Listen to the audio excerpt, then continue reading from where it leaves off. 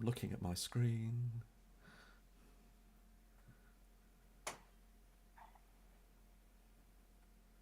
Gosh, it takes a while, doesn't it? And I know I put myself to be notified, so I can tell you if I get the notification. Okay, yeah. Well, it's a long way. Here we go. All right. I think we're live, although it might take a little bit of time for it to come round. I'm still looking at it on here. So with a bit of a lag, let's just wait. Oh, maybe we're live. I see you as live. Yeah, Yeah, me okay. too. Well, I think we are live. Well, all right, chaps. We're Ballywell live, which I think is my version of the country music introduction. For those listening at home, welcome to the First Stage Entertainment channel. My name is Graham Spearing, and I will be your how long can I keep this up? I don't know. I will be your games master for this evening. And tonight, at least tonight at time of recording, we're going to be playing, in due fashion back to front, Dragonbane.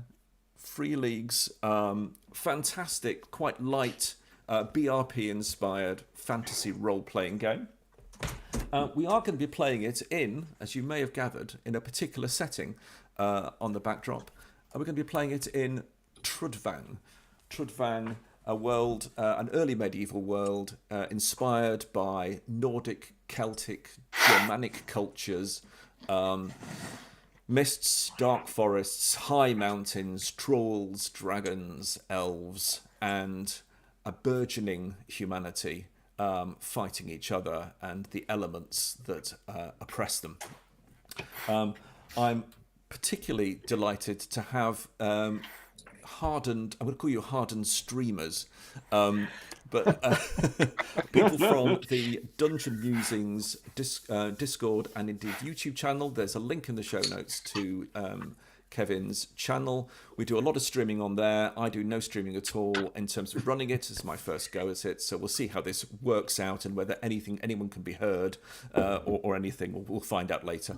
So I'd like to introduce you in the order I have you. If you could introduce yourself and your characters, and because I think David has us live, he's aware. The first up is David. Indeed, yeah. Hello everyone, I'm David, and tonight I'll be playing Torvida, a storm celt of Stormy, a priest of the Lord of Thunder and wild things. Lovely, thank you. And next up we have Colin. Hello, yeah, my name's Colin, aka Spike Pit. I should have said Spike Pit. And I will be playing Bringle, the fearless carpenter. Fantastic. Literally fearless. Literally fearless. Literally a carpenter. And next up we have Andrew. Hello, everyone. I am Andrew, and I am playing Ranulf, I believe, a hunter ranger type, if memory serves. Excellent. Yes, he's good with the sword.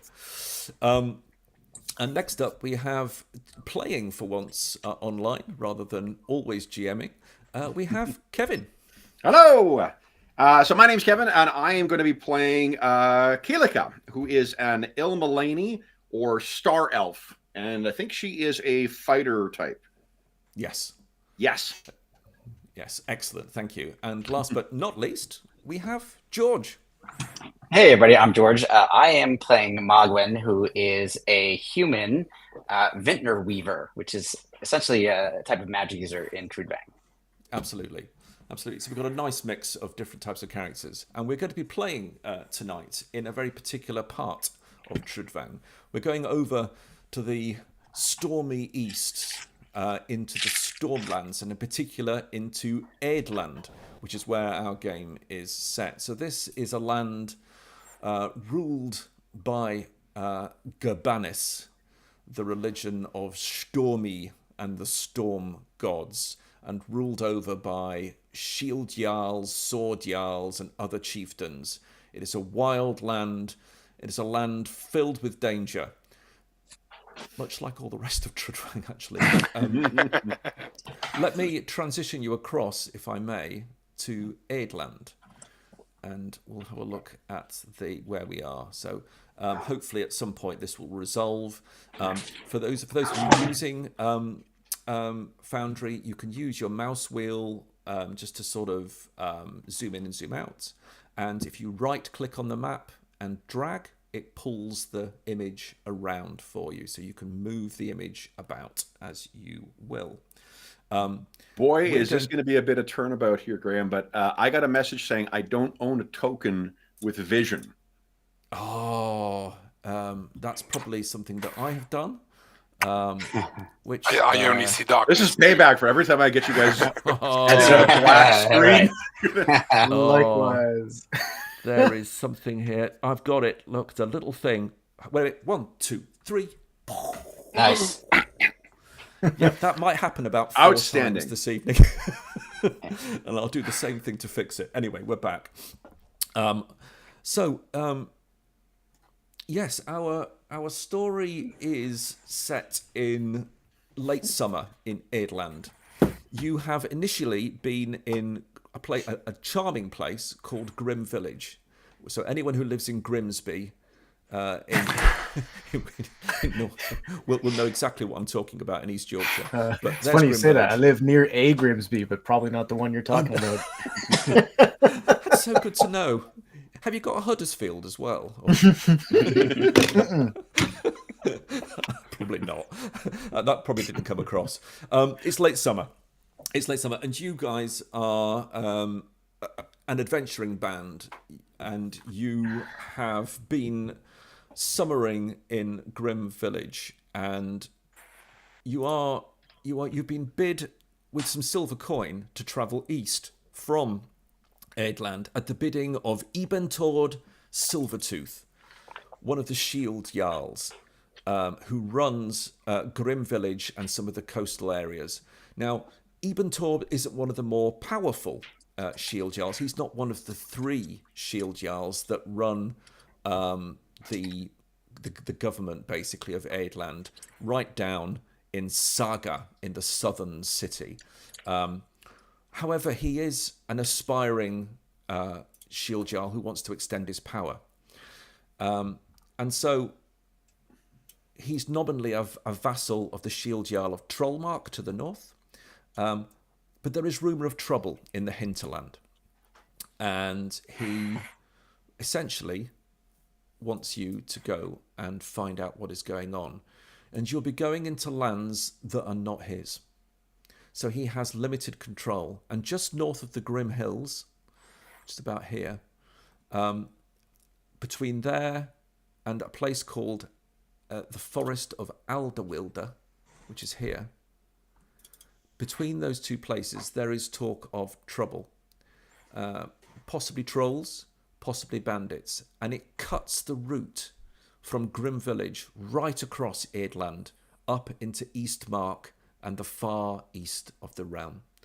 So what he's wanting you to do is to discover the problems, root out problems, and solve them, but also perhaps to speak. I don't know how far he's expecting this to work, but to speak of Ebentord Silvertooth, the great Jarl of the coast, who has the concerns of the people in the hinterlands to his heart. And you are acting as kind of his emissaries into lands which have, probably by blood, have got associations with probably quite different Shield Jarls. And so it is that you travel eastward, heading from Grim right across to the north of the Grim Hills.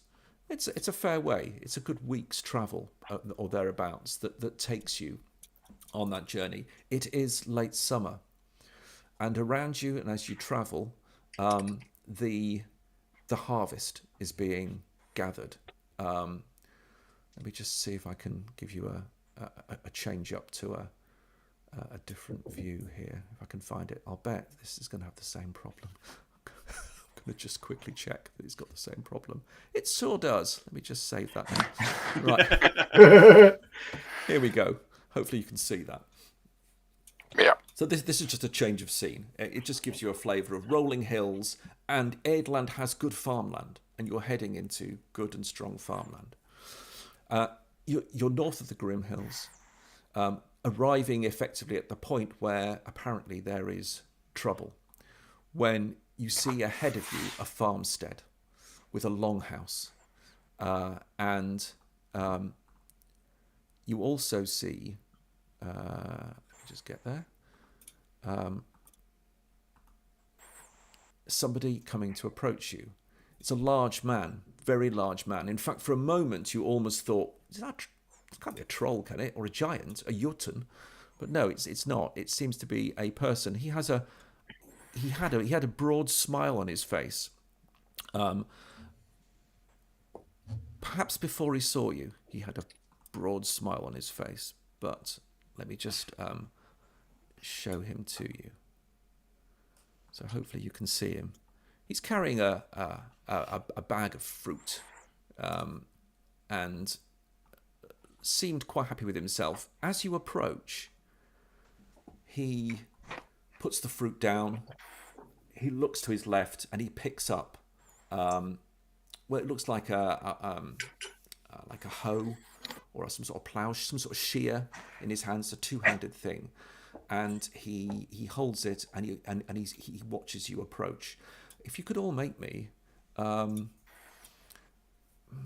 think maybe let's have some rolls. Why don't you make me maybe an awareness test, and let's just see how you do with that. Okay. Torvida makes it. Kailika is looking perhaps at the sky. I don't know. So, just to do some mechanics for you, just to remind you, if you really would like to succeed at this, you can always, unless you roll a 20, because then you can't. That's a fumble. That's called a demon. You can push a roll. Now, to push a roll, you select an attribute or a condition, and that's linked to an attribute. And the way the game works is, if you are suffering from a condition, any skill that is governed by that attribute will be rolled with a bane, which is like rolling a disadvantage in D20. Okay, until it is cleared, and it is cleared generally by resting. Okay. But as it is, and if you do want to push a roll ever, select the condition and then narrate to us all why that condition applies to you pushing that roll. Okay, but as it is, Torvida is pretty vigilant, and I think the thing that you see, Torvida, is that his demeanor has shifted as soon as you've arrived, and you know he's holding on to this sort of harvesting, sort of farming tool that he's got with a blade, but you can see that he's not just holding it. You can see the white of his knuckles as he's holding onto it very, very tightly, and he just says, well, "Can I help? Can I help you? Can I?" He says, taking a slight step back, bearing in mind what he's seeing in front of him. I think Torvida would reach for the amulet of Stormy around her neck and sort of make sure he can see it, and then sort of hold up a hand and say, Stormy's greeting. You have nothing to fear from us.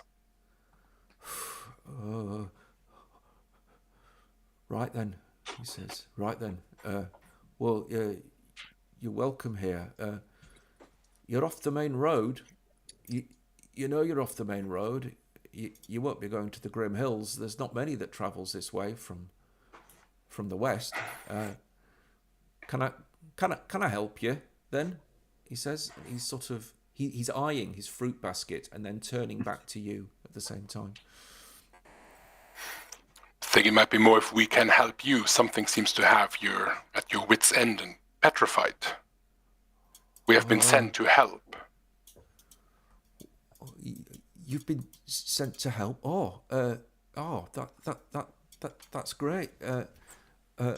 Is it? Who is it that sent you then? Is it Shield Jarl Lauderbrod? Is it because he's a busy man? Because he is so busy, Shield Jarl Silvertooth has stepped in. We come on his behest. Out in Grim Village.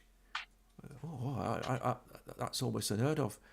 And a figure emerges from the longhouse and strides with a great deal more confidence up to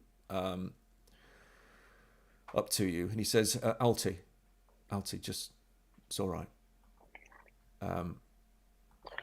It's okay. And he's an older man,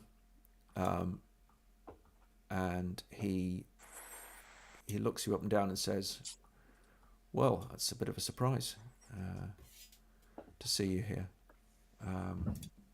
How can I help you? You're traveling westward, eastward, in fact, you're traveling. Forgive me, but the farm is quiet because there is a thing happening in about 10 days, and most people are preparing to go to that. But you are welcome. If you're traveling and you wish sustenance, I can provide you with some sustenance. Bringilt's gonna walk up to him with his hand out to introduce himself. Welcome. Well met. I'm Bringle. We heard there was some trouble out this way, and your offer of hospitality is most welcome. Oh, there is. It's just I'm not used to seeing such types, and his eyes flick across to Kailika for a moment, and it's just I just need to be a little bit careful, around here, not being far from the grim hills. Kailika is not much of a chatter, it seems, but I think she has, as best she can, not a smirk, but like a patient smile of just expecting, like, of course you're going to be terrified of things, you precious things. He says, yeah, there is trouble. There is trouble between here and my cousin's farm, Magne. His farm is to the north, a couple of days.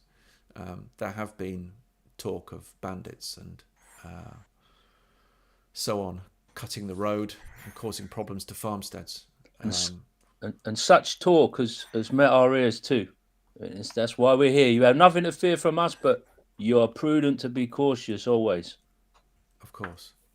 Well, and just as he says that, I think Magwen then kind of starts walking around him, like sort of creepy, like creeping and going to making mystical like symbols in the air around him, just so he's like, what is going on? And then just whispers in his ear, to see the unseen, one must look beyond the veil. And she creeps back. Right, he says, yeah.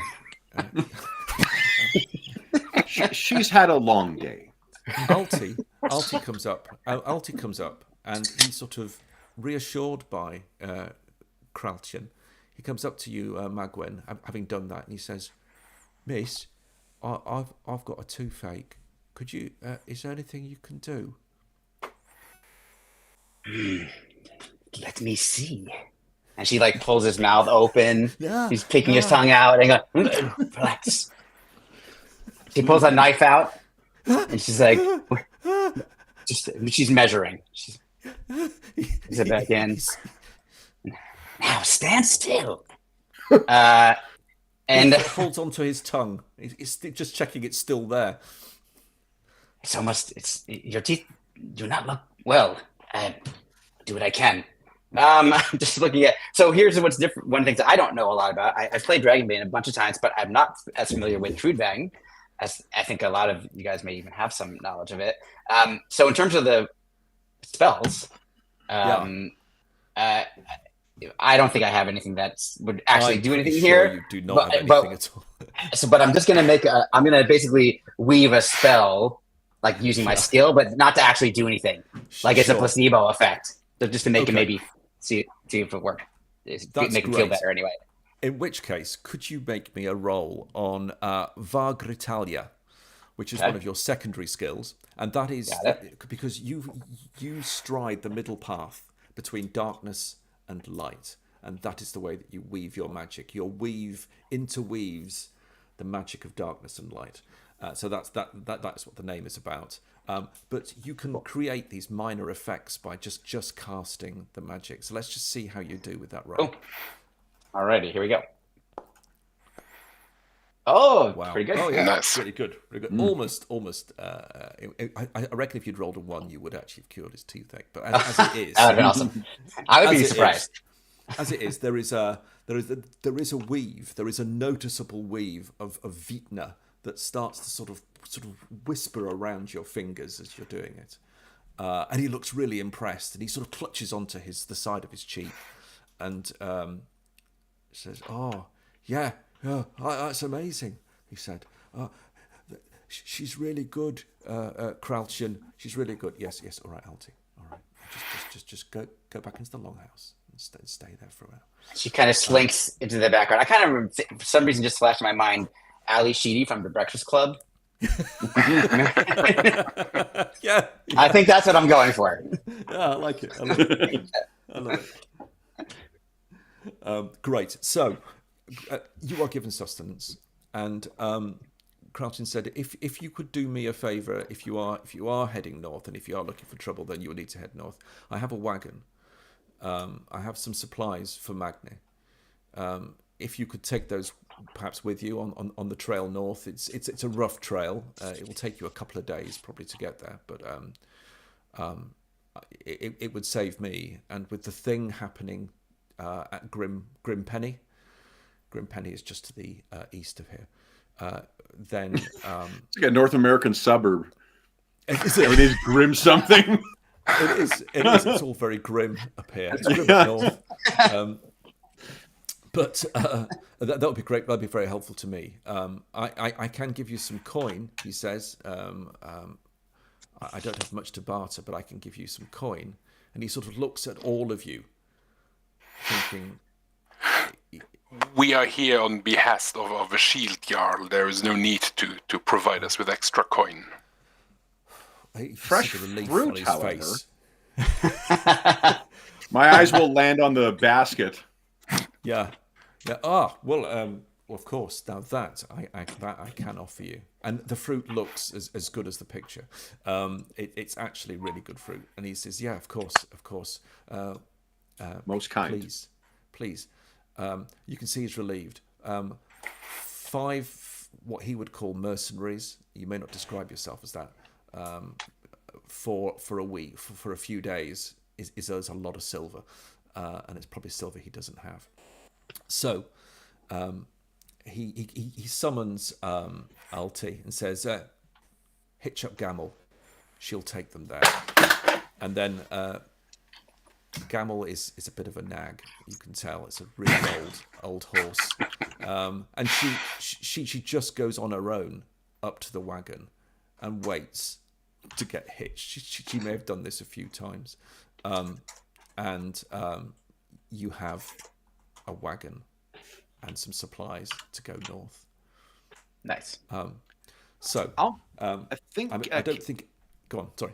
Kalika, I think we'll just to make sure, take a look at the nag just to make sure she can make it. Sure. Could you make me I'm going to say a beast law check? Got it. Nice. Oh yeah, nice. That'll be a success. Yes, you think so. Although she looks quite an old horse actually. Ill-treated or well cared for? Well cared for, and I think the reason that she's still alive is that she's well cared for. She's an old horse, really old horse. Okay. And you suspect that she's been on light duty for some time, but she's clearly done this a lot. She just pulls the wagon. That's what she does. Were there any apples among the fruit? There were. I think I can, if I'm able to, I will produce one roll. for our Definitely. nag. Yeah, Gamel takes the apple sort of gratefully and nuzzles you. With that roll, I think you have something of a rapport with Gamel. She seems quite pleased to have you around. So market guys, it's about Awesome. 20 minutes before I got a rescue animal in this game. New record. I think Bringle's going to take a leaf out of Kalika's book and he's going to just check over the wagon, because if the horse is in shaky repair. I just want to check that the wagon's going to make the trip. We don't want that breaking down on us. Absolutely. You can make me a crafting check Okie dokie. and just see what you think. Oh, not with that roll. Wow. I mean, it'll be a miracle. It'd be a miracle if that wagon gets you up to Magnus Farm 2 days to the north. I mean, look at the state of it. Kick the tire, it falls off. Yeah, Oh fuck! exactly. Exactly. I'm I mean, you would never have made it like this. Never. going to have to start putting that right then. So you do some work on it. You do some work on it to improve, to make improvements. Yeah. And so it is. Slightly slower than expected. The wagon makes its way, with all of you, heading in a northward direction. I'm going to say about half a day passes as you travel north now. And you're heading, if I just take you back very quickly to Aidland, just to sort of remind you about where we are. You are traveling effectively in this kind of direction. It's more like 30 kilometers. So it's a fair way. It's probably a couple of days on this trail. Your sort of direction of travel is to get you to about here, which is just south of the Alderwilder forest. Now, you may see that to the east of that is an absolutely enormous forest. And that is one of the great magical primordial forests of all of Trudvang, and it's known as Wildheart. It's not that. Alderwilder does not. It's like a poor cousin of like a Wildheart. But the thing about Wildheart, don't go in there, is what you've been told, because anyone who goes in, nobody, and I mean nobody, comes out. Am I right in thinking that the forests have been cleared out due to humans?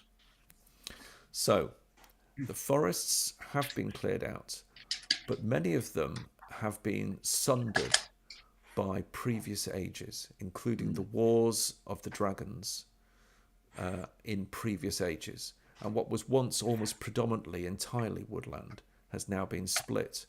And so Wildheart itself was once an even larger forest, which had connections with forests to the north and probably was connected to the copperwoods to the south.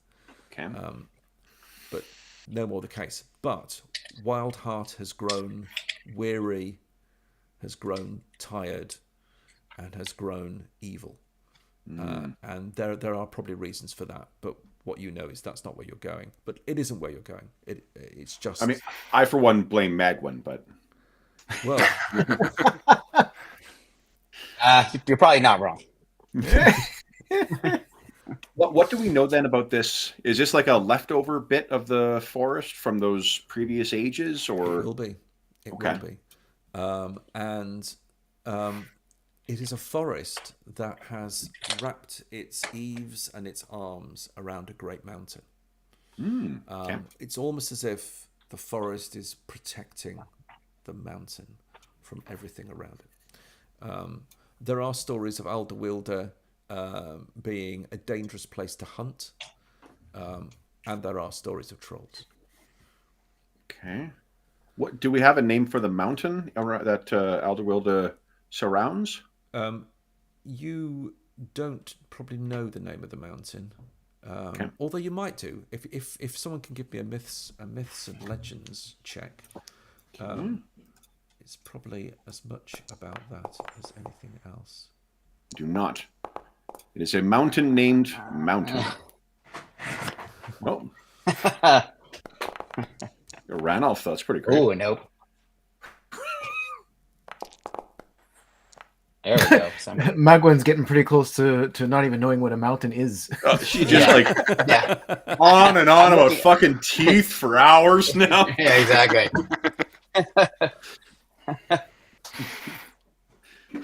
Ranulph and Torvito, that's pretty good. Yeah, so a couple of you do make Nice. it. So the mountain is known in some of the songs and sagas that you have heard, particularly in the East. And it has the name of Shadow Spire. And there is talk that the songs tend to say that the mountain once caught shadows and would not let them go. And even today, it is believed that the ancient shadows, which themselves tell of a previous age, is being held for some reason, well, by the mountain is what the song should say. But is that really true? Well, probably is the answer. Do we have a translation for Aldewilde in common tongue? Like, does it mean like secret keeper or something like that? It just says, it just means the old wild. Okay. Very interesting, Ranulph and Torvida.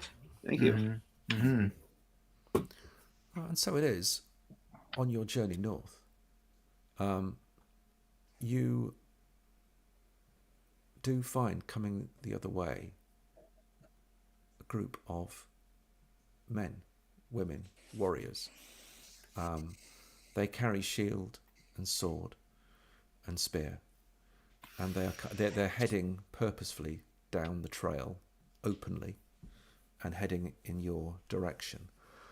For context, would this be heading to the thing, kind of traveling armed, or would this be more bandits traveling armed? It could be either at this point in this juncture. Do we see any non-combatants, or does everyone seem like they're carts with regular just people, young people, anything like that with them? No, not at all. The one at the head is now something about the Sturmi, or the warriors of the Stormlands.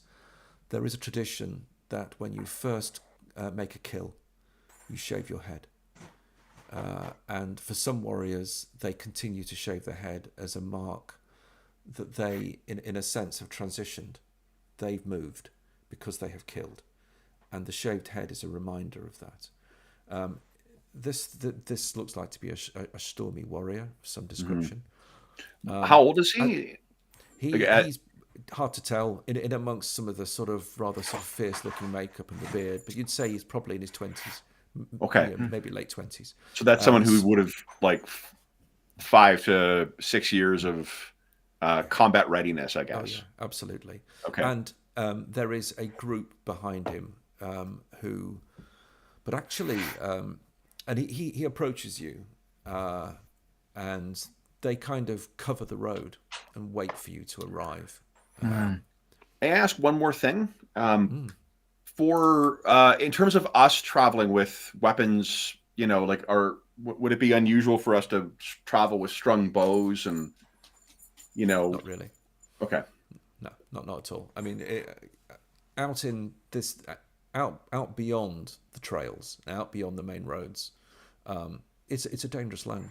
People are expected and encouraged to be able to defend themselves. In fact, it's a mark of honor that you can do that. For the rest of the group, then, who do we sort of take? Who has been sort of the spokesperson for the group thus far? Who are we taking our cues from? I mean, clearly that should be me. I see. Welcome, strangers and warriors, and your teeth. I think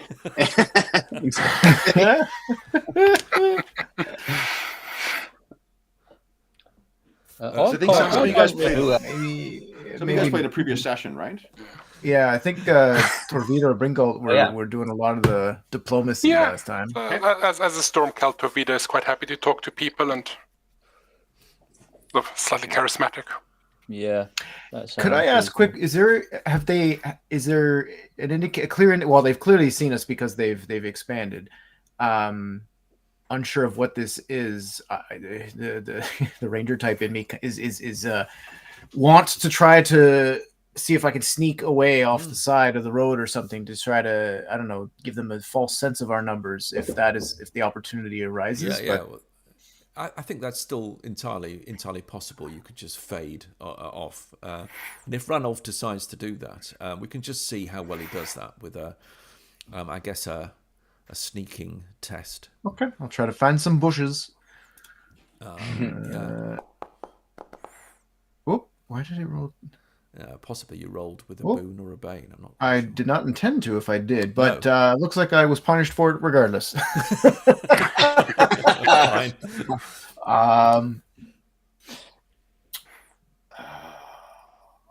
Okay, You know, so you head off, and basically the lead person sort of notes you move, and he just signals to someone to his right, who just sort of slightly peels off as well and expands the line a little bit, and just keeps an eye on you.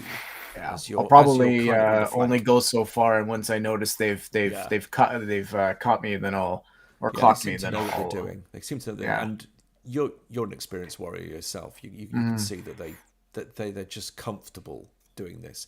The leader steps forward to you and says, "My name is Dudge, and this is my Hird, and I want to know what you're doing in these lands." A pleasure to meet you, Dirge. I am Torvida of Stormy, and we are but traveling through. With a wagon? Supplies are needed on a long journey. And he sort of steps by you, and you can hear the rasp as he draws his sword. And it's a good-looking blade.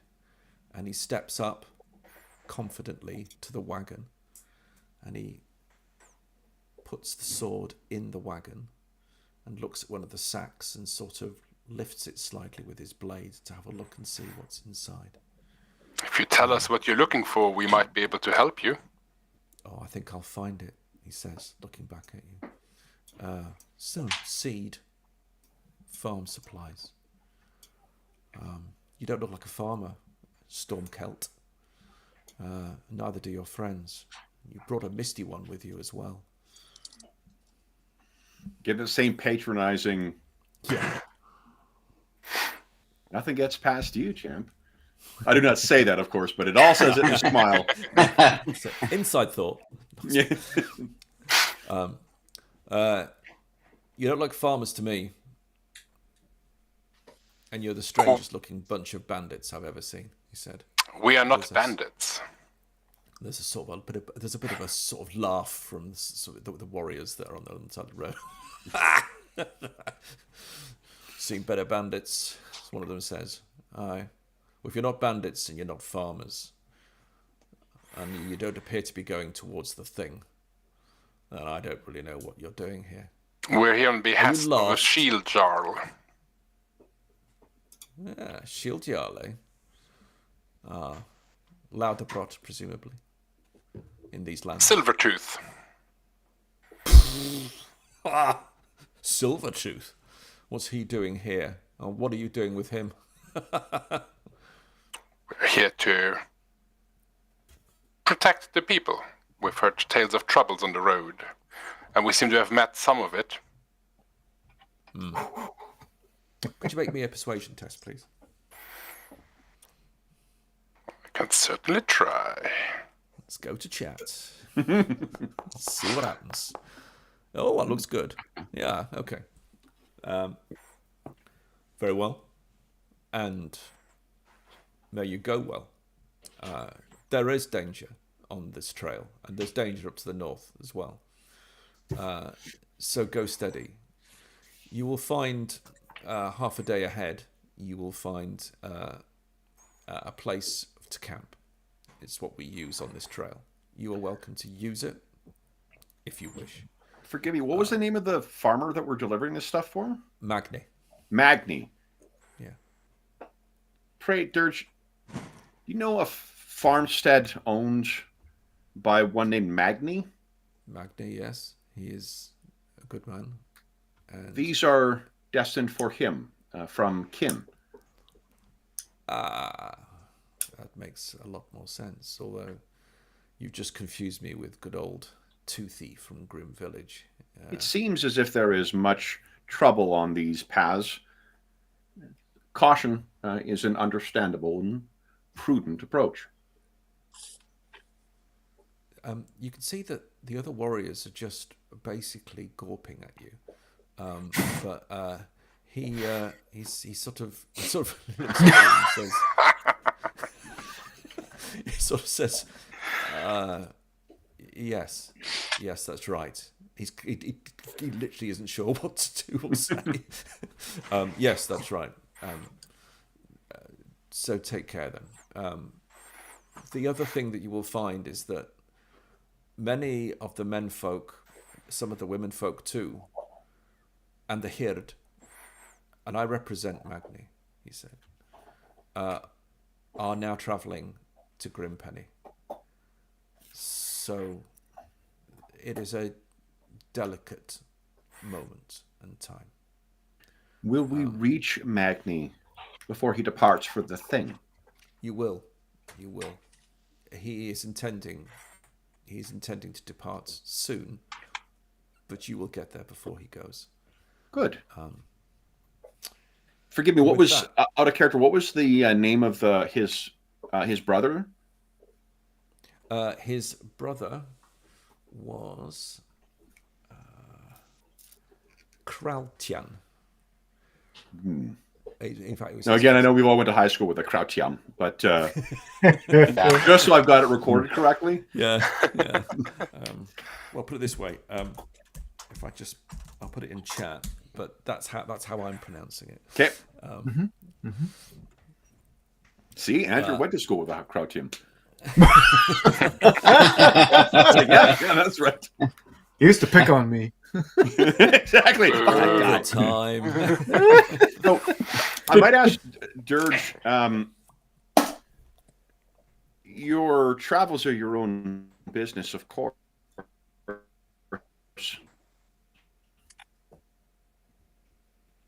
Warrior, but is your death stead?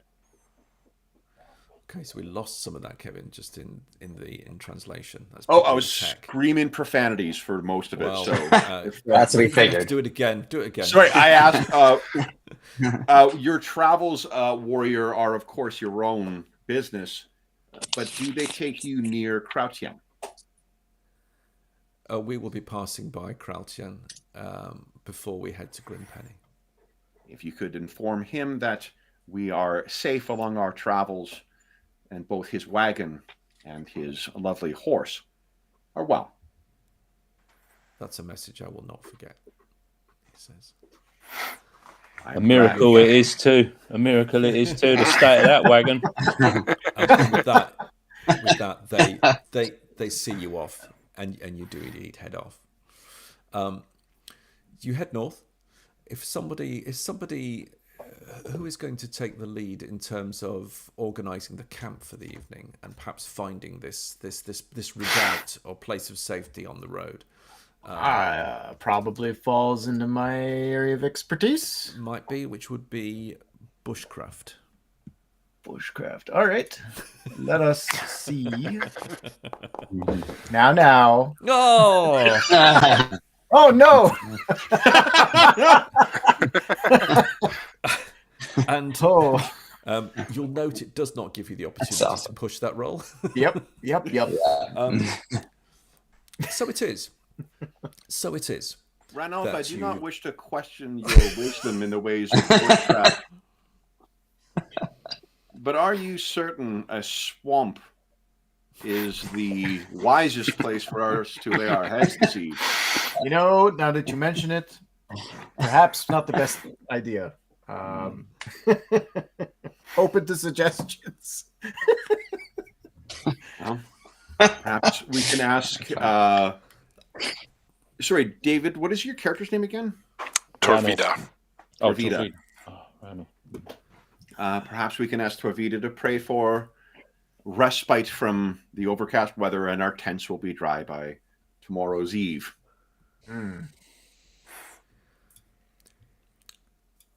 So it is that you have an uncomfortable evening. Oops.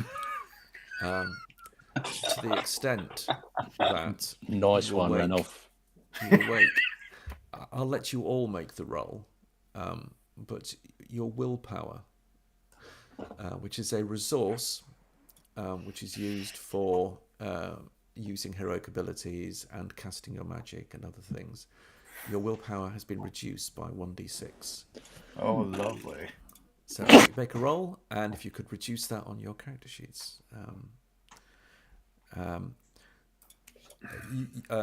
Insert the /R space 1d6, just as in Roll20 works just the same way. Gotcha. So I just to note that it was an uncomfortable night. Miraculously, despite the slightly precarious positioning of the camp, you did not encounter anything in the evening. Wow, Magwin. It really affected you, Magwin. Apparently. Am I? Just been dreaming about teeth all evening. Yeah, exactly. Ah! No. Inside. I've been bitten. Bicuspids.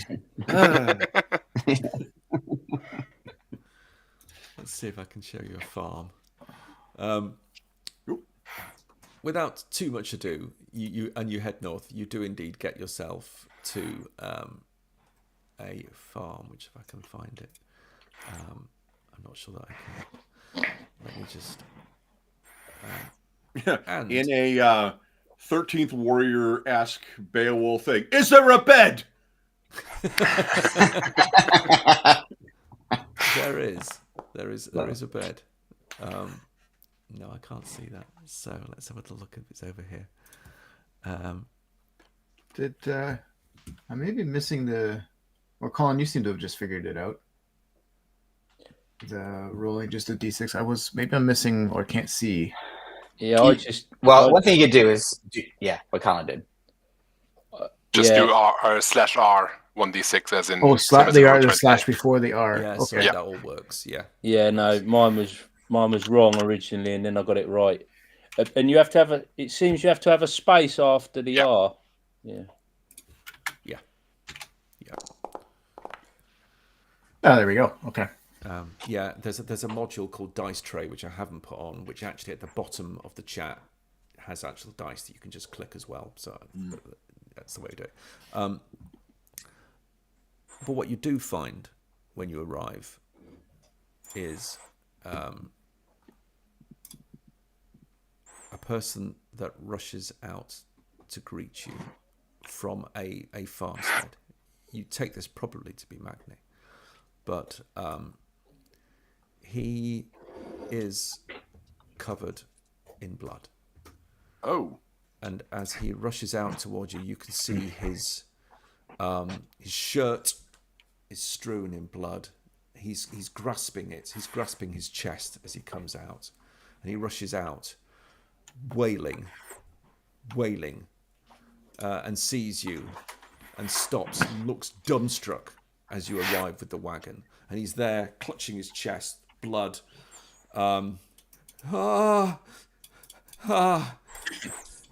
Then, is there anything behind him? No, nothing. Absolutely nothing at all. He literally barreled out of his longhouse as part of this farm complex that he's in. It's a large complex. It's obviously an important farm. Ahead, you can see a large mountain, shrouded in darkness, and a largest forest to the north. And he just looks at you and just says, I made a request. And he's holding himself in almost. I made a request. And he holds out his hand, which is smothered in blood. I made a request to Stormy, to Tyrd, his daughter, his vengeful daughter. I made a request. Blood dripping from his fingers. They've taken There's no weapon her. in his hand, right? No, he doesn't actually. He doesn't. But his other hand, which hasn't been clutching it, is also has blood on it. His right hand, a little bit less. I made a request, and you have come from. He looks delirious actually. You have come from Tyrd, Stormy's daughter. Torvida will rush forward and to see how injured he is, if this is just some sort of ritual or if he's actually done. Like, is he, where he's holding his stomach, is he actually deeply injured, or is it mostly sort of superficial? It's higher, and it's not far from his heart, you would immediately look. He buckles as you arrive, and he sort of buckles onto you. Yeah, almost I will. half Yeah, forward. so I will just- I'll rush forward to assist. Right. He says, could you make me a faith check, please, David, for Torvida?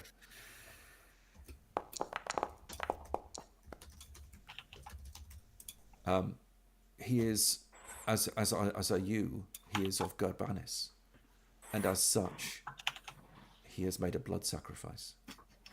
He has probably sacrificed himself in a request for aid, and he buckles slightly. In terms of the doctrine, seeing as Stormy has gifted me with the power to heal, Yes. would that be sacrilegious to interfere with the blood sacrifice and try to save his life now, or would that be part of aid has arrived so he doesn't have to die for this, or what would be the stance? So you've made the roll. You reckon in this instance, as you are effectively agents of Tyrd, Vengeance Daughter, he has suffered enough. So you could undertake a healing either a healing test, or you could undertake proper magic, as it were. Then I will try and call upon the healing, as in the magic, to. Okay. In which case, you could you describe which one is it when it is, and how is it described, and what are you doing as he sort of collapses onto the floor? Yeah, I think as Bryngal sort of helps put him down on the ground, Torvida will place her hands over where the wound is closest to the heart, and will sort of mutter a silent prayer to Stormy, and her hands start glowing as a warm. If it works, I think I have to roll for this, right? You do. Yeah. So I'm going to pull up Torvida and look at what she's got. It's called healing, isn't it? Yeah. Do you want to push that? Yes. And I think I'm going to go with... How would this make her feel? Can I Slightly disheartened. Can I assist in any way here at all by making him comfortable and? You can. So, I was just going to say, Torvida, that roll will be made with a boon. So I'll let you do a re-roll on that. So the way it works is, if you aid somebody, it's a very simple mechanic. If you explain what it is and you're physically there and can do it, the person you're aiding gets a boon, which is effectively like rolling with advantage, but you want to get low. So I'll allow a re-roll on that, or at least another die if you want. And Graham, one thing that I had to wrap my head around when I started playing Dragonbane was that you can have multiple Banes or multiple boons ultimately. You can. They do cancel each other out. Or do they cancel each other out? Or in fact, they cancel each other. They do cancel each other out, but ultimately you could end up with a boon or two boons or three boons. You absolutely can. Yeah. So, wow. What is the encumbrance rating for the guy's heart that he just pulled out? It's an encumbrance of 1, which means you can carry about 10 hearts. This game's amazing. It's not meant to be Stormy and Tyrd want their due, as I sort of. Exactly, that's what's happened. You need to spend the willpower for that magic. Yeah. But Tyrd, in fact, you hear the whispers of the vengeful goddess herself in your ear, Torvida. She just says, "No, he really needs to bleed." They're such a lovely group, the Stormy Gods. And he just says, Kailika, if you could make me a spot hidden check as you start to look into the woods. Yes, I can. And he's sputtering blood at the moment, and he just Sorry, says, I'm awareness. Am I rolling? Spot hidden. Sorry. It's spot hidden because you're looking for details. You got it. Oh, Nice. It's quite tricky. You can push that if you wish. He just says, "Trolls have taken my daughter. Trolls, please find her. Maybe I'll turn to jokes about Ranulph's getting stuck in the bushes notwithstanding. Perhaps Ranulph, I would turn to, or Kalika would turn to Ranulph and say, tracks. Yes, we can. I can. Well, I don't suspect they're literally right here, but we can. I can go looking for some. There's a tiny tree with a giant troll going. So yes. Bringalt, Magne smashes into your hand a few glass beads, strung to a string of dried sinew. I found this dung pile. It has to be trolls. She was picking flowers in the meadow. The trolls, they found some beads in the same place. I'll take up these things and I hold them up where he can see them, and I look at them and I look down at him and I say, "We'll find your daughter. Don't you worry about that." Theoda's answered my request. I just want to roll a dice. I just feel like I haven't rolled a dice yet. Bloody hell. Excuse me. So one of the thralls sort of just sort of pushes you aside and just performs this amazing healing check. saves him. And he says, and he asks you, Bringall, to help him take him back into the longhouse where he needs to lie down. But Oh right, yeah, for sure. Help him up. So the meadow. You can have a look at the meadow, and if you'd like to make me at this point, now that you know its tracks and you're making a broader look, it's actually I think I've got this right. Hunting and fishing is the skill that you want. Hunting is the one where you track things. You generally prey, but not just prey. Your prey now is effectively, if he's right, his daughter. Okay, hunting can do. Is there any restriction on assisting? Wow. Well, Never mind. in theory, no. It's what narratively makes sense. But he just goes, yeah. Anyway, it's just right over there. Yeah. Ranulph, I take back everything I've said and most of what I've written about you. So I'm sorry. Wait, what?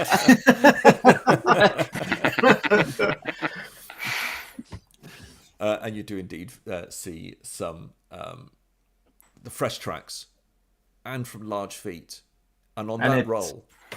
Like, can I tell if there are if there's more than one, or how many? Any sense of that? On a dragon, you certainly can. They are clearly large humanoids. You say probably they fit the description of troll-like tracks. Mm-hmm. As you look at them, you think they're probably grey trolls for their size. A grey troll is probably about 1.5 times a person in terms of their height and width. So they're large. They're not into the Jotun territory. They're not into the King Troll territory or the Vrim Troll. Grey trolls are large, and they're probably one of the most frequent and common trolls in the north here. And there were 3 of them. You can tell all those things because you got a dragon. Definitely troll tracks. And they're heading off into the forest. It could be worse, trolls. Yeah. Well, I say there's no time to waste. This girl's in danger. Well, yeah. While these tracks are fresh, let's try to make up some time. Yeah, forgive me. I might have I missed it? I think. How long ago was she taken? She's not been long taken. In fact, one of the thralls will come up and say, "We think it's only a matter of a day or so, at most." Do I? At most. Do any of us have a sense of like, you know, troll lore broadly? Like, do we know how quick? Well, actually, maybe from the tracks, if I can push the benefits of a dragon just a little further, do I get a sense of like their pace? Like how wide of a stride do they have? And maybe I can get a sense. I can maybe estimate how far ahead they are. I mean, I'm going to do the burning wheel, let it ride thing, which is if you roll really well, you kind of roll with it. And so what I'm going to say is that they have a powerful loping gait. Okay. And as such, they are quick. They are typically quick. They also have really quite remarkable endurance. So they have both speed and they have that capacity to keep going. So even if only a day has passed, they likely have quite a bit of distance on us already. So they may well do. Yeah. And we've only got the one horse. Go ahead, Benson. Yes. I'm just wondering if there's we have any familiarity with how trolls organize themselves, or culturally, like what they their demeanor tends to be toward other kin, that sort of thing. Yeah. I was thinking myths and legends. Yeah, myths and I can use or beast lore. I think I'm gonna go with myths and legends. I was gonna say, Graham, I have adaptive as an ability, so I can spend willpower points to use something else. So I was thinking I would just for fun go with my magical ability, sort of like sensing, like what does this land feel like, kind of a thing. It's actually the same as my myths and legends, but just for flavor purposes. Sure. Okay. I'm going to spend some willpower to do that. Yeah. Okay, here we go. Nice. Okay, that's a success. Okay, so because you've picked your weave, the answer that I will give you is the trolls are woven differently. They emerged in the depths of history as antagonists, those that would want to take from humankind. And they have fought this battle over the ages. They are inimical foes and deadly foes. However, they can be spoken to just as any other creature can be spoken to, and especially, of course, if you can speak their tongue, which is Bast Yermal. Bast Yermal is a tongue that you will know. It's a tongue that Kailika, it pains you to actually hear the guttural resonances of that language. But it is a language, and Magwen, that one of the great magics that was bestowed was the tongue and language. And as they have woven that into their being, so they can be unwoven. Apart from the most obvious and basest of reasons, is there another reason why they might take this girl? It seems a little bit odd, actually. I'm going to say, it does seem a little bit odd.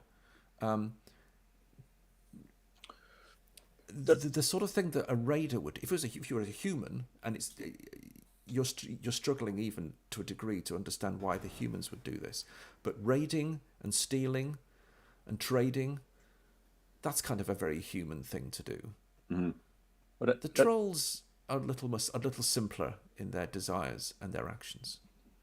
In our last foray, the trolls were in cahoots with humans, weren't they? They were. Mm-hmm. They were. They're not above falling in with the wrong crowd, these trolls. Yeah. And there's nothing worse for trolls than humans, probably. Kailika is glad to hear that you're referencing humans as the wrong crowd. Well, certain humans, these humans were real baddies.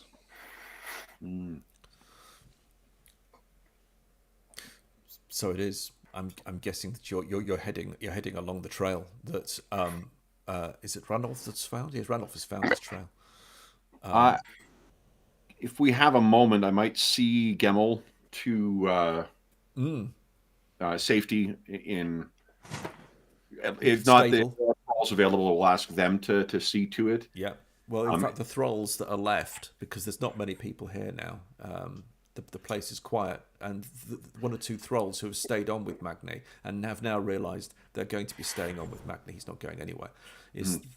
They thank you slightly nervously, and they take the horse. I think one or two of them are just checking the numbers of legs to make sure it's what they would expect. Yeah. And they pull the horse into a stable. I will firmly say, simply treat it as you would a member of your household. That's all you get. Just a nod. Wide-eyed. Mm-hmm. That's an elf. Someone says that was an elf. It was. I don't see one. Yeah, I'm right. Playing on that as much as I can so we don't come back to find horse stew on the menu. Desperate times. These folks don't seem to be in good straits right now, so we're just going to make sure there's no, or at least minimize the chance of dead horse. Exactly. So it is. You head north into the woods itself, and you follow the trail. And it is not too long. I'm going to say it's an hour or two into your journey. May I ask something to... So, are trolls, like, should we expect any kind of... there's an old elf word, shenanigans. Should we expect any, like, traps or, like, them leaving, like, way behind, folks to watch the trail or stuff like that? Or do we think the trolls are... so thick as to just like grab whatever they want and race off as far as as fast as they can? Sure. Shenanigans are entirely possible. Okay. So who is our anti-shenanigan? Is it Ranulph again? Maybe in terms of anticipating, but stopping, we'll see. Well, I mean, Ranulph could always employ the Dorman strategy and just like race forward and trigger as many traps as you can before it hits any of us. I think I have proven my value more than being the sacrificial lamb, but I can certainly go ahead and try to see if I can. In which case, if you want to hear the value of sacrifice, Torvita has whole books on this stuff. So I have some pamphlets. She is a practitioner of exactly that. So, Andrew, I think I'm going to need Ranulph to make a mint sauce. I mean, an awareness test. All right, let us see. Why did it roll 2 dice again? I don't know, but it's terrible. Absolutely terrible. And so, actually, guys, I've really proven my value here as he falls into a spike pit. I don't know what you're doing there, Andrew. But it's great. Other traps are available. Just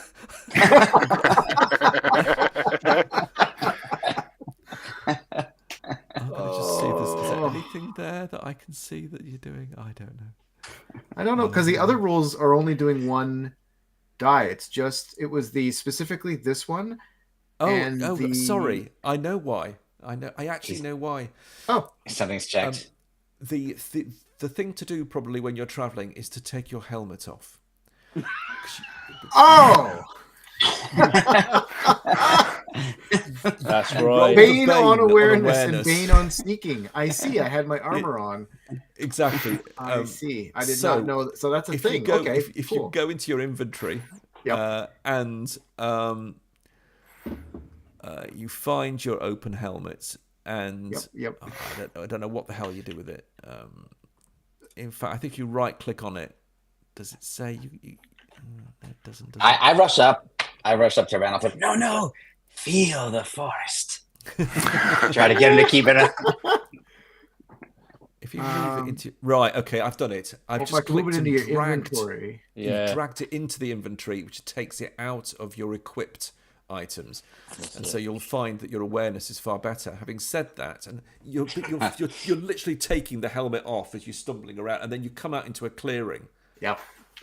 And only then, sadly, and a little bit too late, do you smell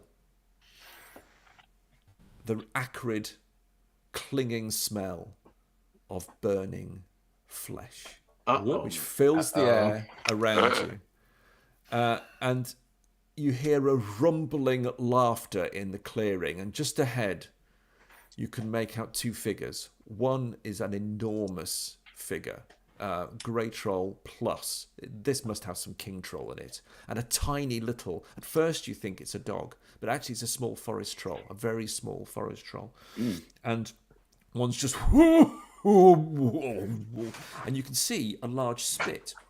On the spit, over a fire, there is, through the spit, is a figure, or at least a piece of meat.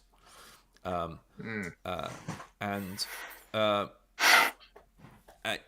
it's being turned round. Is this sort of largish figure on a spit.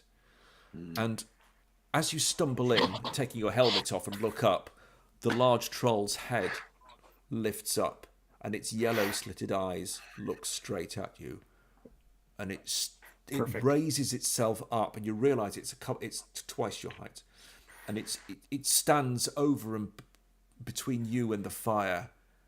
He looks down at you and he says, "Get your own food."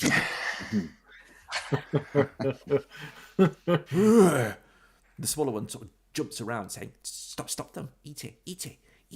Don't let them take the food! Don't let them take the food!" He steps forward.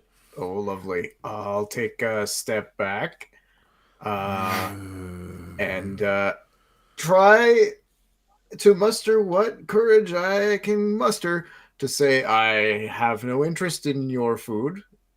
I'm just gonna say I have no interest in your food. Although I'm still gonna look at the food and see if I can tell if it's a human. Surely Graham would not already this early in the session go, "Screw you guys! Your quarry is already roasted meat." But you can make me just a straight. You can make me a hunting check if you like. Sure.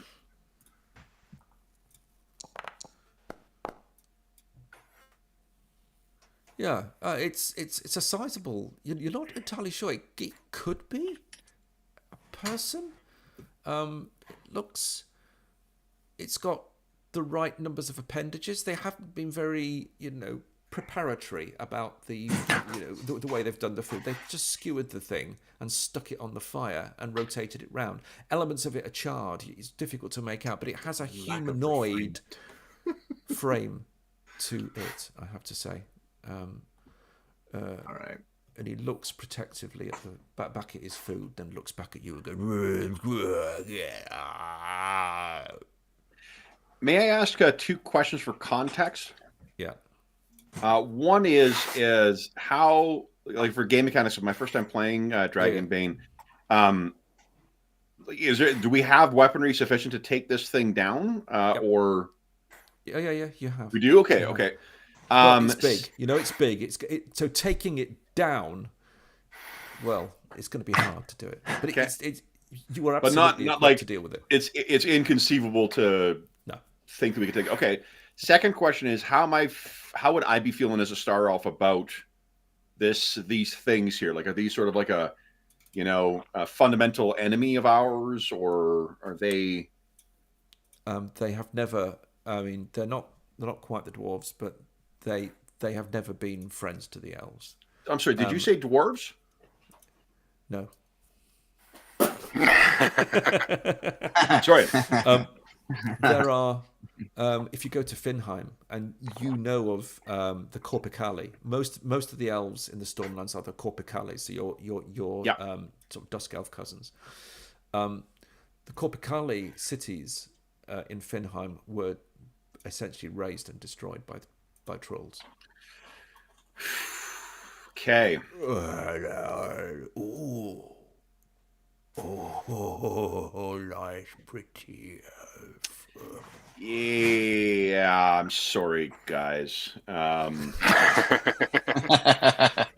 So I've got a special ability called Twin Shot that Okay. costs me 3 willpower. Can I just trigger that automatically? You sure can. And in fact, we'll find out how that works after our mid-session break. Hell yeah! Nice. So we've Awesome. got just take 5, and we'll come back and we'll play out this scene. That's great. Cool. Cheers.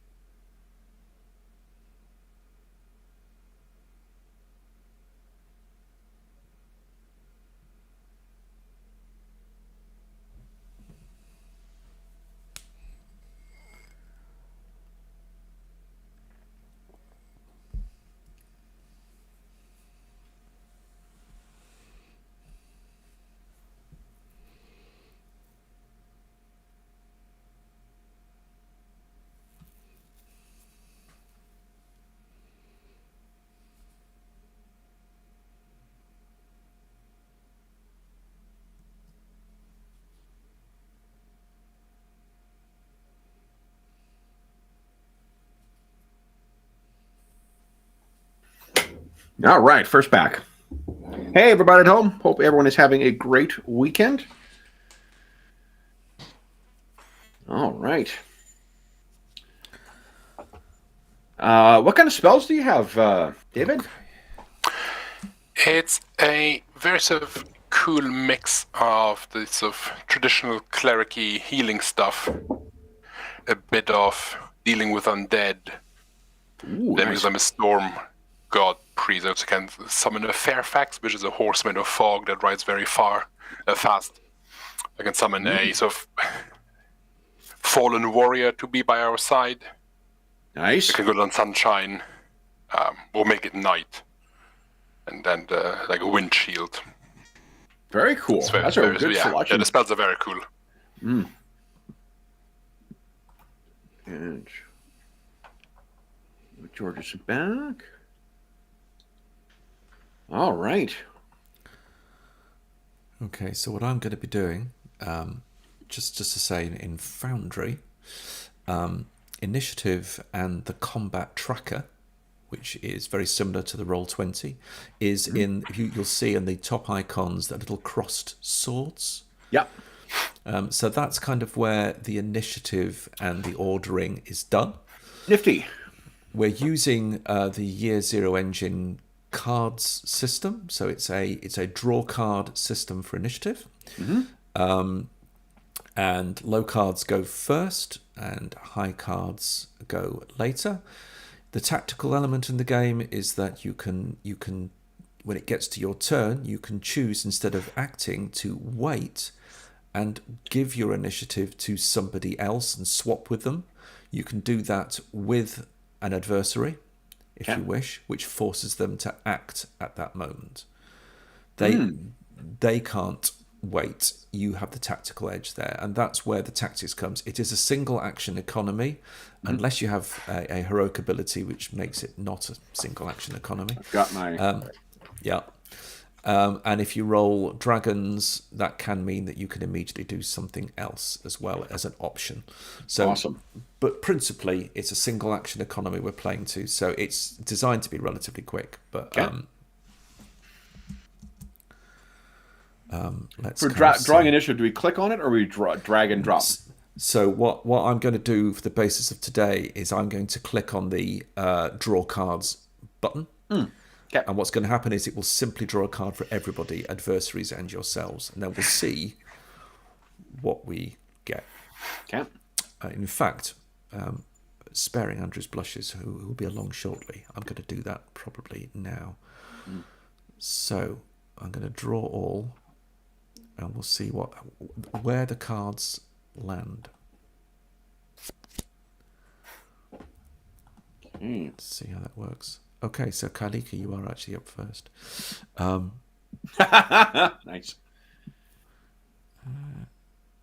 He's got a ferocity of 2, so he should have got 2 cards, really. Does it? Sorry, should it be displaying somewhere as well, or is it just in the? Is it on that? Oh, never mind. I'm an idiot. It's exactly where you just told me it was. No, it's fine. And just incidentally, because it's Foundry, there are 1,000 buttons for everything. You can do things like. You can. Oh God, am I going to risk it? I'll risk it. I think you can right click on the icon, and it pops out the initiative tracker, so you can move it wherever you like. You can shift it in the corner. Clicking on the icon at the top for combat encounters. Yeah, right clicking on it. Yep, I'm living large here. Look at that. And it drops out. It picks out the combat tracker. The nice thing about that is you can have the combat tracker somewhere else, and you can flip back to chat to look at results as you play. Yeah, very cool. Yeah. Okay. In fact, I'm going to do that. Is Andrew back? I don't think he is. No. Oh, he's not back yet. Okay. Just give him a bit longer. All right. Now, the only thing I'm not entirely sure about is poor old Ite should have 2 actions, and he's only got the 1. I'm not quite sure why that happened. I think because you haven't set the easy mode for us. I think I have put you on. Pretty good. Novice or something. I don't know. No, I can't hear you, George. No, still cannot. Great. What's good to know is that means it's not unique to one browser. You're not unique to one VTT. It's just No. if Colin. George takes a break, his computer usually takes a really long break. You know where your skills are. When you look on your skill list, some of them are bold, and there's an arrow by the side of it, an upwards facing arrow. Yes. What does that signify again? That signifies that. Well, that's interesting. I think that signifies that you have an advancement check waiting for you for the end of the session. Right. And that's kind of I think the bold ones are your sort of class profession skills. That's right. You're better at, and then if you have the arrow, it's sort of like Call of Cthulhu. I think if you fail or succeed, you mark it, and then at the end you can roll against it to see if it gets better. Yeah. So because we've been playing these characters for a while, if you demon or dragon on a roll, it gets ticked for you as an advancement opportunity. Right. And at the end of a session, you get some additional advancement checks, and it's classic BRP, so it's roll higher than your skill. Yeah, I think to get a 1 point increase. Right. All right, just checking to see if you can hear me. Oh, it's fantastic. Yeah. Okay, good. Fantastic. I just came out. Went out and came back. Where is Ranulph? Ranulph is on 9. So I was wondering whether we should make a start or we give him another minute or two. Andrew, we're going to start without you. Just say something if you'd rather we don't. Let's go. Loot your body? All right. I mean, I know. Anna agrees. Yay! Anna agrees. Ranulph freezes for a moment. Okay, Khalika, you can act. Hell yeah. All right, so I kind of declared the action already anyway, so I'm going to... Oh, awesome. So if I right-click on it, it allows me to spend from the sheet directly.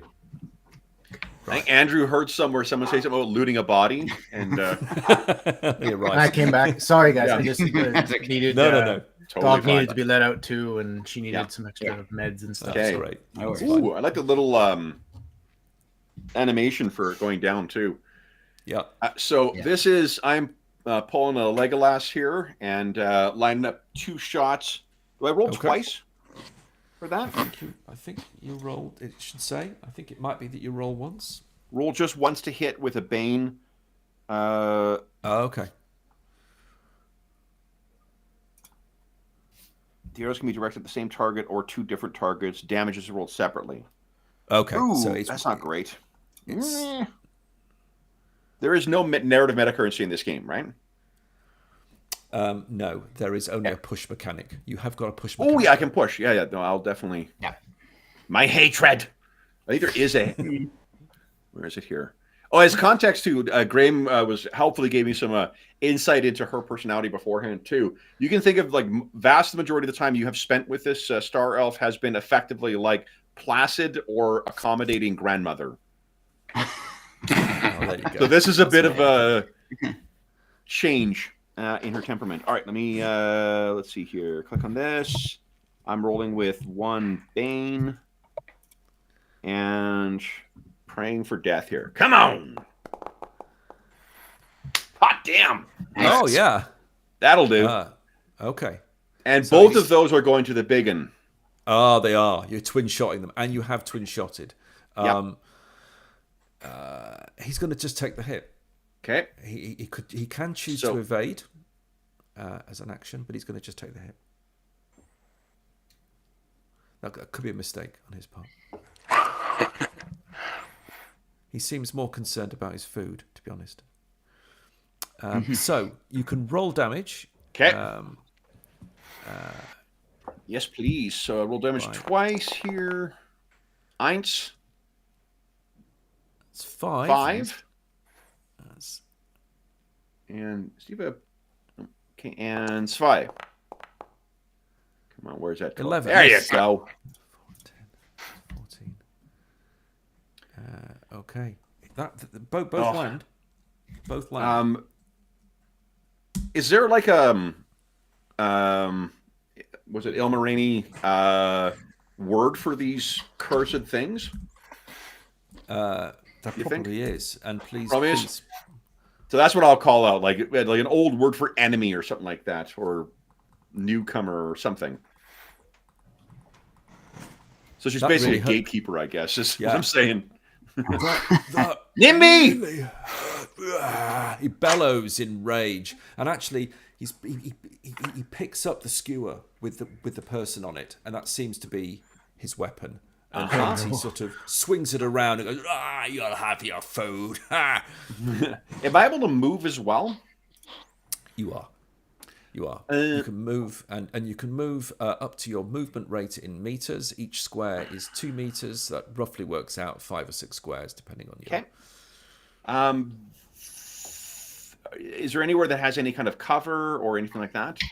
I'm going to suggest that if you want to move to the outer edge of this battle mat, effectively, you are effectively heading off into cover. Which?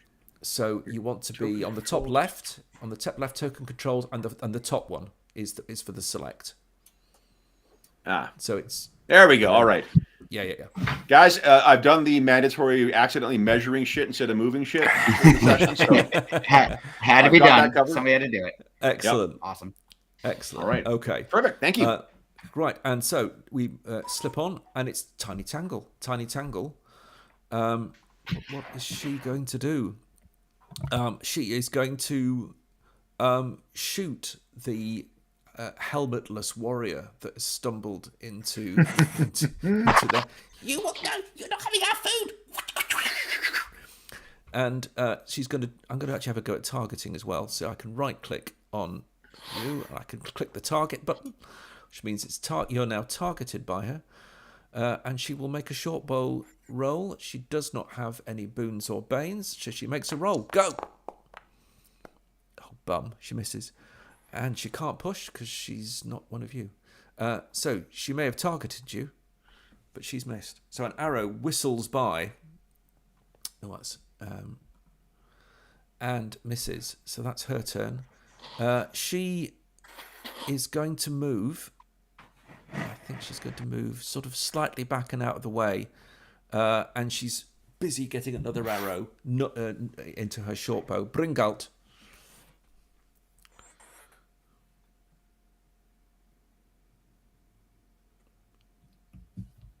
Well, I don't think you're audible. Colin, you're muted, I think. In fact, you're actually muted in the window. That's it. You're done. I am going to pass my initiative to the troll. To Ite. Yeah. How do I do? Do I have to do? I do that for you. I swap it and I pick the combatant, and that would be Ite, and I click on it. In fact, he's right after you in the initiative order anyway, so he will go before you rather than you go before him, because players tend to go before monsters if they share an initiative card. That's the way I'm playing it anyway. In which case he stumbles forward. 1, 2. He gets to there. Because he's so large, he can reach out and attack from there. He doesn't have a 1 square range. He's got a 2 square range. But because he is a monster and not an NPC, he makes a monster attack, which I shall roll now, and it's random. Let's see what he does. I don't know what he's going to do. Fetid breath. A wheeze of rancid air belches in a cone. All affected must make con saves. So I'm going to say that cone is going to be Magwen, Torvrida, and Ranulf. You all need to make con tests now. You just click on the con. That's your roll, and see how you do. If you fail, you have the sickly condition. Oh, if you succeed, you take it. You take it. But it didn't result. It didn't push out a result. It seemed. Oh, ha! I didn't finish rolling. That's why. Oh, okay. Oh, Nice, nice. Wow. Rarely have you smelt anything better. I don't know what that means,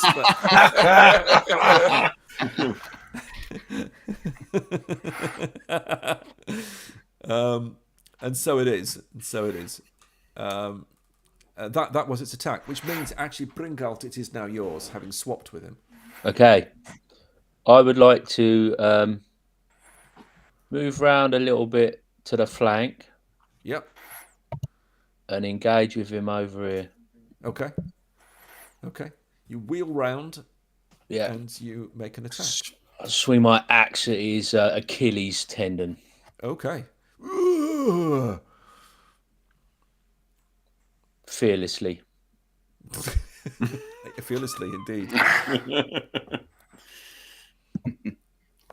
Here we go. Oh, that looks good. Yes. That is a hit. Roll damage.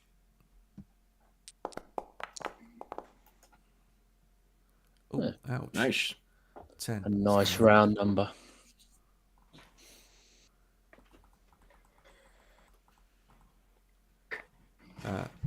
Badly damaged now. The troll suddenly realizes this large troll has definitely got some king troll in it. Has realized actually these are not just food chasers. This is much more dangerous. But as he's realizing that, it's actually Magwin's turn. Okay, I'm going to kind of scuttle up to a little bit farther ahead here, Okay. like that. Yep. Yep. And I'll just like kind of plant my 2 feet in a wide stance and go "Ah!" to try to scare it with my fear spell. Oh, See okay. if- yes. Go So for it. let's see what happens here. Where'd it go? There it is. Here it comes. I'm doing it at power level 3 because I don't want Okay. to use a bane. Have a bane Right. to it. Okay. So it'll That's cost a me fair 6. test But... afterwards. Oh, I'm that going a to push success? that roll. No. Okay, it's close. The Yeah. Vitna starts to form and weave around you. I think I just kind of double down and like dig into like reserve energy sources to make it hopefully work this time, and I'll be exhausted when I. Right. Yeah. Yes. Mm. And I can tell you that or can I post it? I can just do this. In case you need a gram, here is the description. Ah, nice.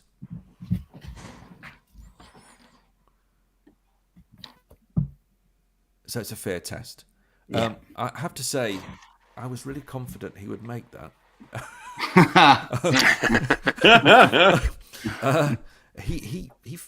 He fails. He fails the test. She's a scary lady. Very. You are the scariest thing it has ever seen. And it's immediately starting to back off. It's backing off. In fact, it's so scared, surely it drops the skewer. The skewer falls to the floor, and there's a clunk as this figure, which is skewered by this blackened figure, clunks onto the floor, and it says, "You can have the food," it says as it starts to step away, desperately scared. And I'm going to switch now to Ranulf.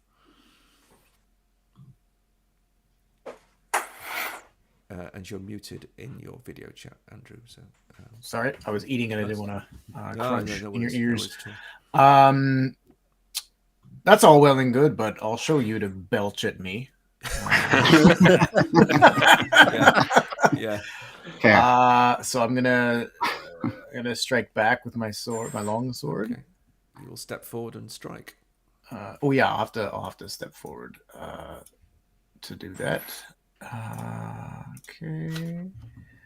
I can specify how I'm striking with the sword. I see. Oh, okay. I'm just gonna slash. That's straightforward.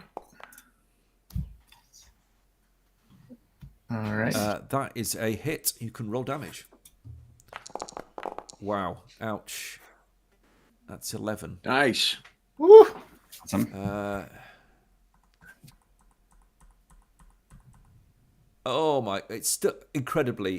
It is still there, but your blade strikes deep into it, and there's a gushing as sort of a blackish bile-like substance squirts out of its body with that fine, like deep cut. It's really struggling at this point, which is as well because it's now its second turn,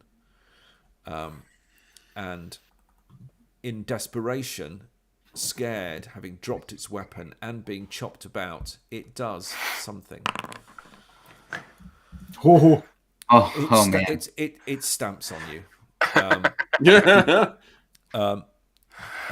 Who's getting stamped? So he's got two easy choices. It's going to be Brindvald or it's going to be Ranulf. So I'm going to say... Don't worry, guys. This just means that you're going to be able to get back in the club later. And wait. 1 to 3, it's Ranulf. Now, Brindvald, so here's how it works. You've had your go. You do not have an action. You have to take the hit. He's probably stood on me accidentally on his way to get out of there. Yeah. So, fortunately, isn't Bringvault like 30% nails by body weight? well, you're pretty lucky. So, Brindvald, you will take 8 bludgeoning damage and squash damage. That could have been a lot worse. Yeah. So that just goes on the hit points, yeah? It does. Armor absorbs. You may have 1 or 2 points of armor. Oh, yeah. Where do I find armor now? It's on your main. Oh, I've got 1 lever. There you go. So it's only 7 off your hit points. Right. Yeah, if you take a second one, come on. Now, it's going to try and step away. So it's going to stand on you, and almost in the dark, it's going to try and step, trying to move away. But to do that successfully in this game, I don't want to say it's like 4E or anything, but it does have to make kind of its own evade test to be able to do that without provoking an attack. And it's so desperate, it's trying to do that, even though it's very large. Its chance to do that is not great, but it's going to try it because it is genuinely scared and is trying to get away from Magwen as much as it can. Well, it does it.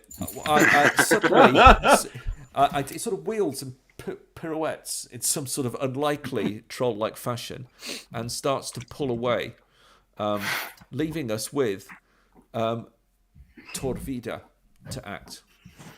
I think Torvida will take a book out of Kilika's page and to drive the point home will fire her short bow at the big troll. Excellent. Oh dear. Hot damn. Oh dear, oh dear, oh lord. So if you write... so you've got a choice. Yeah. Double weapon damage there or negate armor. Gonna go with negate armor. Okay. That's 2 points. It is 2 points, and its armor does not count. It's still up. It's still up. It's got a bolt stuck in it now, and it's still up. It really shouldn't be. Next turn. Nice. So what happens now is I click the next turn button, and in Dragonbane, everyone gets a new card. So it's refreshed every turn. So there is that fluidity in terms of what happens next. So I pull it now. Done. Well, it's the troll. Now what the troll's going to do is it's going to try a troll attack because it can actually move back to be able to do that. But I don't quite know what that's going to be. So we're going to find out. It's a sweeping blow, probably from a huge cleaver. So it's picked something up. So in other words, despite its fear, it's going to head in this direction, and it's going to do a sweeping blow. I'm going to say it's within 2 meters of you, Bringalt. So that is actually nobody. So it's only you that's going to take this sweeping blow. Now you haven't yet acted. You can do a reaction now and try and evade this blow, or you can take the hit. No, I'll evade it. Okay, make me an evade check, please. It's not opposed, so if you make the roll, he will not hit you. That looks like a success. Nice. That would have hurt, as you can tell. But it misses, and that is its turn. Kailika. Okay, that's my name. Let's twin shot that sucker again. Ooh. Second verse. Well, we'll see if it sings the first. We go with a Bane Yeah. And come on. Big money. Let's see. Come on. No whammies. Wow, what a roll. That is mostly whammies. Do you want to All push right. it? I think angry. I'll go with the intelligence. Yeah. It's going to be a stretch, but let's role play it. Oh! Yep. Fuck you. Wow. guys. Well, I'll have a well to draw on for role playing. What happens there? What happens there? That's right. I think it's just things dodging and weaving and stomping on people and stuff. I just couldn't track the shot and got over anxious with 2 of them. Yeah.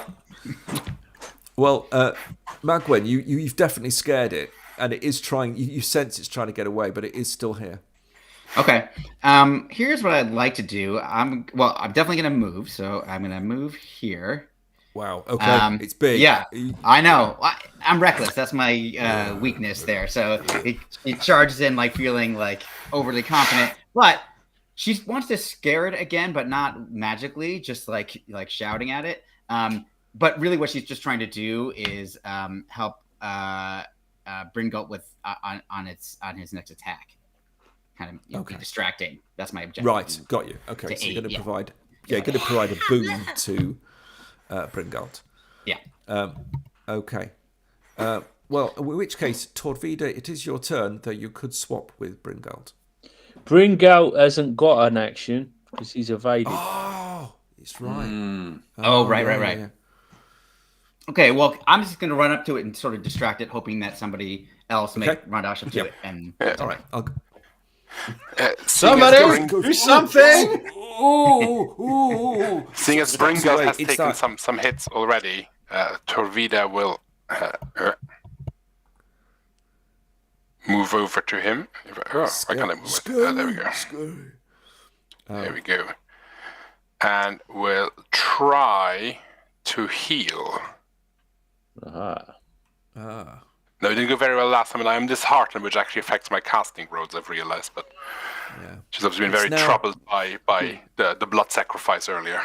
Right, it's now cursing in Batyrmal, and it's bellowing this guttural sort of troll-like language. I think I actually speak Birchamal. I thought that's what you put in a lasagna. God damn. Yeah, he's not talking about food anymore. Oh, Well done, Torvida. Oh wow. Okay, yeah. Wow. So okay. So you heal 2d6. But it doesn't seem to be a healing button. Okay. Go for that. Nice. Oh, okay. Oh, that's cool. Okay. So Bringalt, you regain 5 health. Much obliged. Oh, I'm adding. How do I take it off? I'm adding them. You right click instead of left click. Oh. Right, so 5, 1. Yeah, there you go. That's going now. And it's actually Ranulf, it is you. All right. Is it? What would be? I don't know if there's a mechanical way to do this. Can I throw my sword at it and try to like you spin it to land it in? Yeah, why not try to break the system while we're playing it, right? Yeah. Just to make life really easy for you as a GM. I think you should definitely have a go at that. Yep. Those famous Viking throwing swords. Yeah. Yep. You can take advantage of my aiding you if you're going to be. I think you're going to need it. I think you are. So. I think I'm going to need it. This is reckless as hell. Yeah. I mean, all for it. So. It's not a maneuver that you've particularly used very frequently. And definitely the weapon of choice here of the longsword versus the axe with an actual heavy head on it. I'm not thinking that far ahead either. No. I'm going to suggest that you can do it, but it will be effectively at your base, which will be 6 is your ability with this. But you do get a boon. For someone who's only played this, this is the first time, may I ask, is there a reason you're not just moving in? Can you not move in on the Oh, Yeah, I yeah, can yeah. move in on him. I Yeah, can yeah, just do you a can normal attack definitely too. There's no reason why not. Okay. Well, I just I, thought there it is was one cool. thing. One thing that is very different about the game that you may have mentioned, Graham or somebody, is that when monsters attack you, they automatically hit. Yeah. So getting close is dangerous. Definitely. True. That said, he looks pretty bad. You know what? Yeah. I mean, I can just. Yeah, I was gonna do something cool. You know what? Can I pull out are you allowed to drop a weapon and pick another one up Sure. Yeah. That's as a free part of action. your thing, or is It's that a free separate? action. No, it's a free action, and you've got Okay. what's three readied weapons. Right. Ready weapons are effectively ready, and you can Okay. just switch between them. So I'll switch to the axe then, because I think this will Okay. be more dramatic and fun, and I'll run up and try to Clomp with the axe. leapings cleave it. Let's have a look. All right. Let me get over to there. That looks like a success. Oh, Right, roll- that was actually roll great. damage. Yeah. All right. Nice. Oh, Oof, 10. Okay. That's not good. Yes. It's gone. He's absolutely gone. He Awesome. described to me as your axe hits him and he buckles and goes down. I think maybe I'm able to with a little bit of a running start come in from the side and swing the axe in a big arc to cut right open its belly, and really just land that final blow. And the little girl comes out. Torvida, yeah. Sorry? Well, Sorry? actually, now you mention it. That doesn't happen. Damn, but that's a good idea. Torvida, you're the one that hears this in a high-pitched bastiamal from Tiny Tangle, the little forest troll, which we've all forgotten about, the tiny one. She says, basically, in about as sweeter number of words as you can imagine in such a foul-sounding language. It's, darling, you've fallen. And You're a widow now, fucker. and it's her turn, and so what she's going to do is, I think all that she really can do is she's going to let go with an arrow into Ranulf, hopefully to kill the butcher of her great love. No boons, no banes, straight roll. Come on, I haven't targeted you. Oh, well, she hits. So I'm going to roll damage. I mean, I don't have my helmet on, so maybe Why she is she got. rolling just mechanically? Why is she rolling you're to hit dead. when the monster doesn't? Okay, so She's not a Dragonbane, monster. She's not a monster. There are two forms of adversary: an NPC and a monster. Oh, got it. monsters, monsters have got always hit, and they have monster attack tables and have certain rules. NPCs function very similarly to player characters, and because she's a forest troll, it's only up to me. I've just decided that forest trolls are effectively NPCs. Okay. And so, with that, what did we say? Roll damage.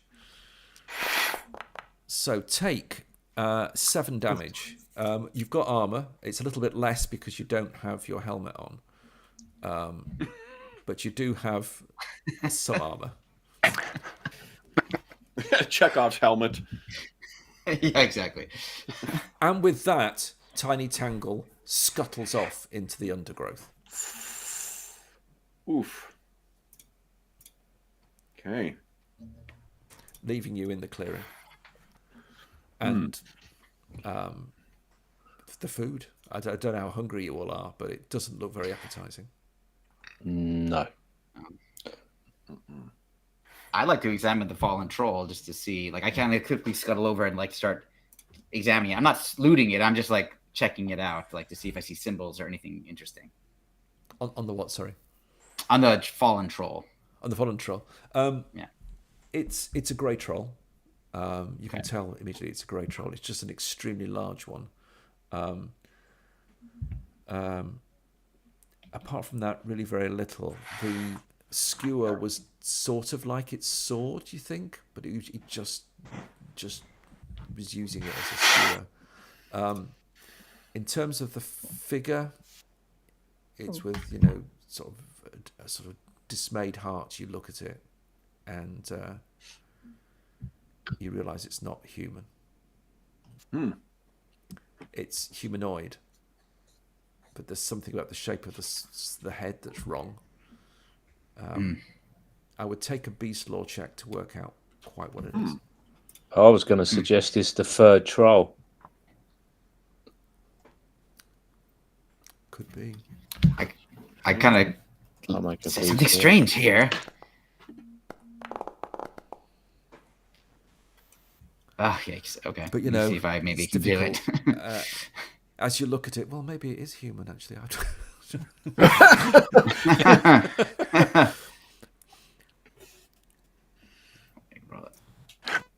So I think Kailika will just, when seeing the human allies taking care of things, I will step off into the forest just for a moment to collect myself and free myself of hearing that. Could we take a stretch rest, Grim? I would love to. You can take a stretch rest. Ooh. So there's a bit of time.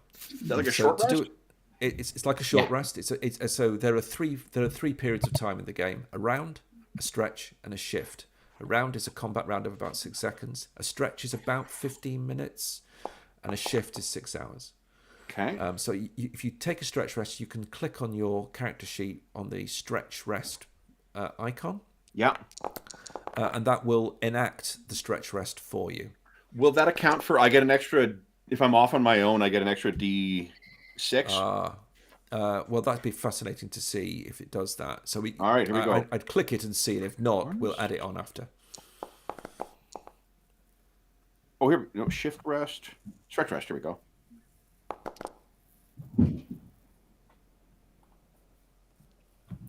So I got 4 willpower. So it did not roll the second one. Okay, it might be that you have to. Is it in a piece? Yes. Yes. So it might be that you need to empower in a piece for it to happen. I don't know. Come on. Oh wow. 10, Okay. Nice. 10 willpower. Also, it should have cured one. I think stretch rest does you one condition. It heals you one condition. Yes. It does, but I that don't is think right. it does it automatically. Right. Okay, in which case you can pick a condition and remove it. And to remove it, you just go onto your attribute, the little coloured bit at the bottom, and just click on it, I think, and it takes it off. Okay.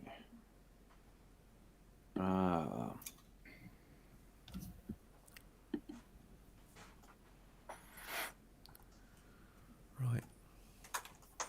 Oh, I see it. Yeah. Okay. So, you've had a stretch rest. You've got yourself together. After some time of looking at it, this looks not to be human, but looks to be a goblin.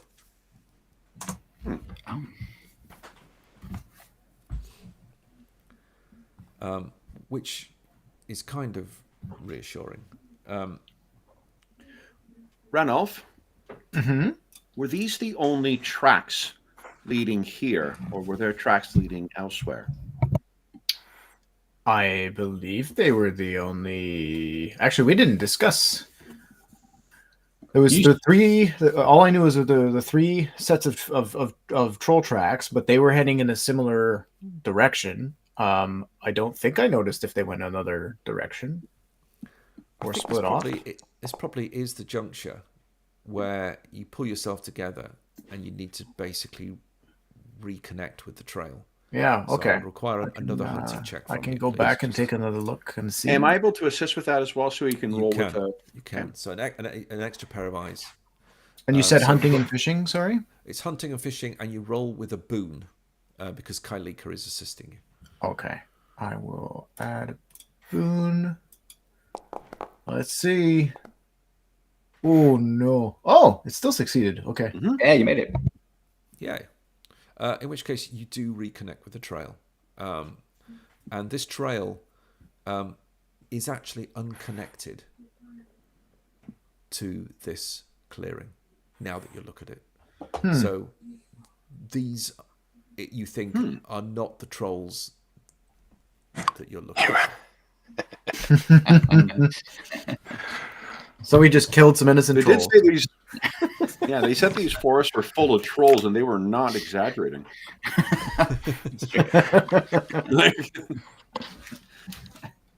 And so you head on. And so the trolls' tracks seem, if anything, a little bit less fresh than when you started. So they seem to have gained on you slightly over time. It's difficult to say how far ahead they are on that particular check, but you're confident this is the same trail. You connected up the trails, and you're pretty sure you've got to the right place. And so it is, looking at the time, that... Let's see if I can do... Now, this might crap out for the same reasons. I think it needs... Does it need token vision? You arrive at what effectively is a mound. It's on the side of a huge hill, and dug into the side of the hill, the thing that you can immediately see is like a tunnel, and it's a large tunnel. It's cut into the side of the hill, and it's heading in. And sure enough, those tracks head straight into this hill. Now I'm gonna activate this. So do tell me when all you see is darkness, which might be appropriate actually. Let's go.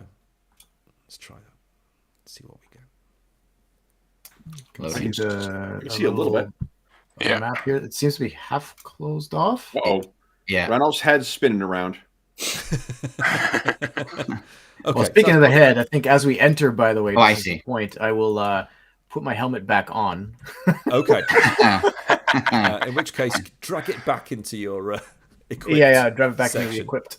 Nice. Okay. And so, at least this is what you see. You see this hill.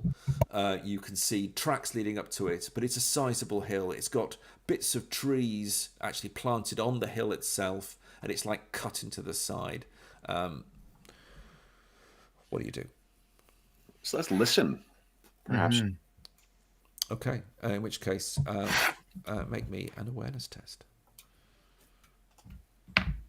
Probably don't want me doing this. You don't want me doing it. I literally just put the helmet back on. Here we go. Oh no! Oh. Well, I had to get it out of the way, Graham. I gave you another demon. Oh, did you? Do you know, I was just, Yes. I was looking away. I'd like to wear this on that. So, Yeah. I think you can hear song, and from your perspective, it is something possibly, actually, almost Vitna woven. There is a lyrical and drawing quality to the music. Is it the wind? No, there's something more to it. And as you were listening, you sensed your Vitna starting to bubble in your fingers as you heard the song, as if it's calling upon your power. Oof. Can I tell what direction that feeling is coming from, if any? Okay. It's within the hill. Okay. I think I just kind of move up toward one of the tunnel edges, and I look in and I just say, "The weave calls." Now, I need to check my inventory, but do I have a mast I could lash her to? It will say. It will say. Oh, okay, so forgive me, I cannot do that. Yeah. Well, we could 10-foot find some pole. improvised weapons that you might be able to use to make a lash. Lash me up. Okay. It's very dark. What you will see is a pitched sort of darkness in there. At least Torvida will utter a short prayer to Stormy Oh, she will. and grant herself night vision. Wow. Fabulous. Okay. Let me just do that for you. Hey, I get to be Stormy for a few moments. All hail.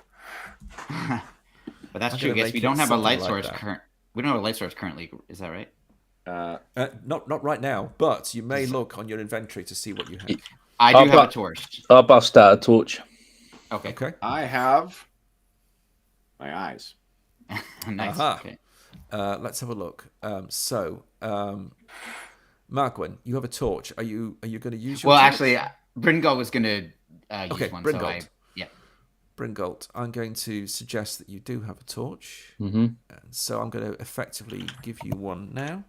So that will give you a radius of vision. And I'm going to. I think there's a light animation. I can't resist myself. Just let me put that on. Right. Okay. Love it. Very nice. Okay. For those of you who don't have light sources, you'll probably be. It'll be interesting to see how this works because I'm going to switch off your vision, and we'll see if you pick up the light of others. If you don't have a light source, then you will be operating effectively at zero visibility in this darkness. Do what? Forgive me. Do Star Elves have night vision? No. Oh, okay. So, never mind, guys. I may have oversold these eyes. Oh God, useless. But you do like to look upon the light of the stars. You won't see that in here.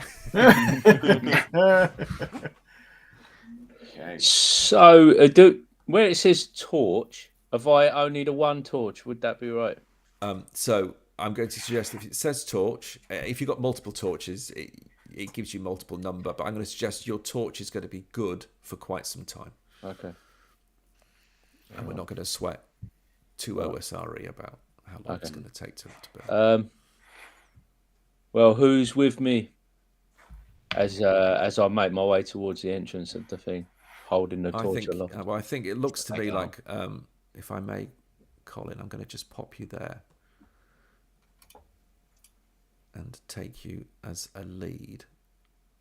You've got night vision running. Gosh, you're okay. Margwen is. Let's just take off your. Before we go in, Yeah. Ranulf, are there tracks leading elsewhere, or is this the only way in and out? Good question. I don't know. GM. I mean, it sounded like you said, like the tracks led straight into when I picked up the trail again, the tracks led straight to this this entry point. So, but that doesn't mean that maybe there's another way in. I don't know. My concern is if we go in here and some of these stinking things come in from behind. No, that is a fair point. I could take a moment before we commit to going in and click and kind of go in either direction, maybe a little bit down the way, and see if I can find another way in. In which case, could you make me? And in this case, it's not now hunting and tracking because there are no tracks. But if you have a look round, you might be able to find it, and it would be a spot hidden. Spot hidden. Okay.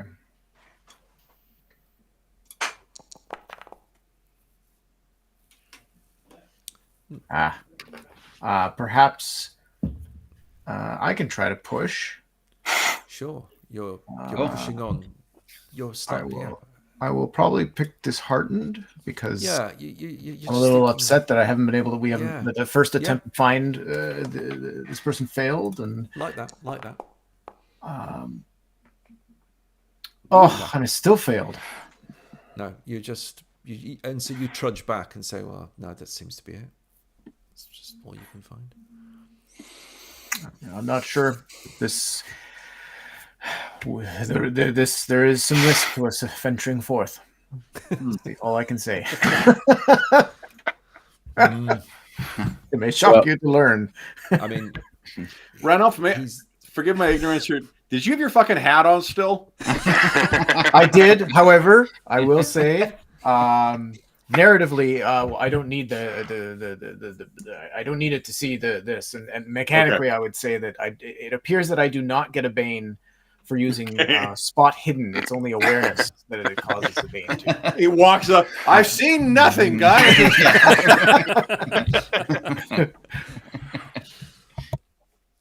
Well, so far it looks like you're committed to this entrance. Okay.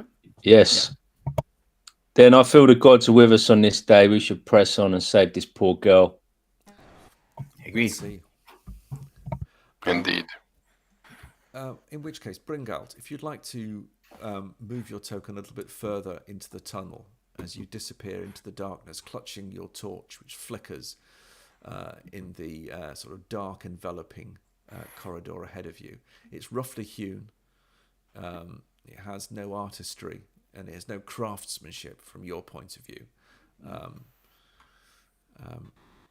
But as you can see, it's opening out ahead of you and turns to the right, and it's still opening up. And there's a small sort of it opens out into a slightly larger corridor ahead of you, which throws you off a curve by the look of it. Yeah, I don't know what's doing that. I'm trying to. That's wonderful. I'm trying to. Get down from there. Come. Right, I'm going up to the bridge. I'm gonna, if you don't mind, just for now, I'm gonna lock your token in terms of its rotation. There you go. Done. Yeah. I find this is a very common problem with Foundry. So, I think you should be okay now, Connor. You can throw it around. What you see ahead of you is a huge hole, a deep hole, and it splits. The path splits into three at this point. To reach any of the other paths, you think, unless you're going to leap across, it's going to require you going over this rickety wooden bridge. It appears, from what you can see, you place your torch and look down, it appears to be bottomless, as far as you can tell. As far as you can tell. Do we hear anything from up ahead? No. Not from here. No. Okay. Magwen, you still think you can hear sort of a whispering, almost Wiener-infused song. I think I'm imagining that it's getting louder as I get deeper in. It must be. So I kind of push forward, Graham, so I can look over into the chasm to see if something down there. Sure. if she has mentioned that, might I make a beast lore roll again to see if I know why a troll might be, making that kind of noise that would call her? Sure. Make me a roll. See what you can. Got it. Nice. Hey. Okay. You now that you think about it, as you focus your senses, you can hear. It's not so much a song, but there is a rhythm to it, which hence the idea of a song. But you think it's in Batjarmal, and it's high. It's a high keening sort of a rhythm somewhere ahead, echoing faintly down the passage. Tuning to a radio station you fucking hate. Yeah. Can I in my with my craftsman's eye, can I have a structural assessment of this bridge? Yeah. All right, come on, let's have a look at this. I get my tape measure out. Get my pencil from behind my ear. It's gonna cost you. Firmly in your belt loops. Make me a roll. Bit of chin rubbing. Bit of craftsmanship there. Come on. Right, let's have a look. Let's get the right menu up. There we go. Crafting. Nice. Oh, nice. Yeah. Okay. This has been obviously kind of thrown together, but it's been thrown together in a way that it can be unthrown very quickly. So it's almost as if it might be almost like a defensive thing. You think, in terms of its structural strength, in terms of its purpose, in terms of its structural strength, you sort of put a tentative foot on it and have a look at it. It's easily going to take your weight. Yeah. You think it could take the weight of something much larger. Yeah. But it's got a rotten element to it, and how long these things are going to survive, you can't tell. But for now, you assess it looks safe enough. Okay. Well, Graham. with that, Bringle will confidently walk across the other side and say, "Yep, All good. So what you can see on the other side, as you get to the other side, is you can see attached to the wall there is a spike. On the spike there is a rope, and on the other end of the rope there is a bucket. It's a long piece of rope. It snakes up the side of that particular corridor that you're just in now, which now starts to branch off into other Ringgold, tunnels. when you pass across this, did you see how far to the north and south it went? Like, is this a T junction or a what do you call it? A four-way junction on the bridge, or does it only go across? It goes 4 ways. Yeah, But there's stairs. I'll be straight with you, Kalika. I was focused ahead. I didn't pay much attention left and right. I was checking for dry rot. We see your problem is it's not up to code, is it? No, that Cool. makes sense. What I was going to ask, Graham, is when you say that it would be easily cast aside or easily disassembled, do you mean with a troll's frame or with the human's frame? Trolls. Okay. Would it be possible for humans to do the same thing? Yeah, it would. Just more effort? A lot more effort, and you'd need help. Okay. Help from a troll or? Probably not, no. Okay. Okay. What do we think about? So I'm just trying to picture what's going on with this bucket on a spike on a rope. The rope goes off up the corridor, you say? The rope is just discarded and is on the side of the tunnel. It just loops around. Right. What's in the bucket? Nothing. Is there any remnants or scent to it? Yeah, as you take a look, it's got a mossy residue on the bottom. Not quite a film, but it's like a. And in the torchlight, in the yellow torchlight as it emanates, it's got a sort of emeraldly, like green sort of vigor to it. Like a well bucket. Yeah. Yeah. Okay. Do you think they just drop it down the hole to get some water? Possibly. Did we hear any water at the bottom of that shaft? I'd just pitch a stone down the hole. What could go wrong with that? Fool of a took. One. One, 2, 3. Splash. Ah. Yeah. Okay. So here's the plan, guys. We move the bucket and deprive them of water for 5 days, and then... Wait, you don't all live forever? Hold on. Oh, well, that's a sore point with the elves. You don't live forever either. Yeah, true that. Oh. But it's all right. The Vanir will return, and maybe on that thought, you just look ahead at this dank troll tunnel and think, oh. Only for now. These things shall pass. Okay, so you've got choices.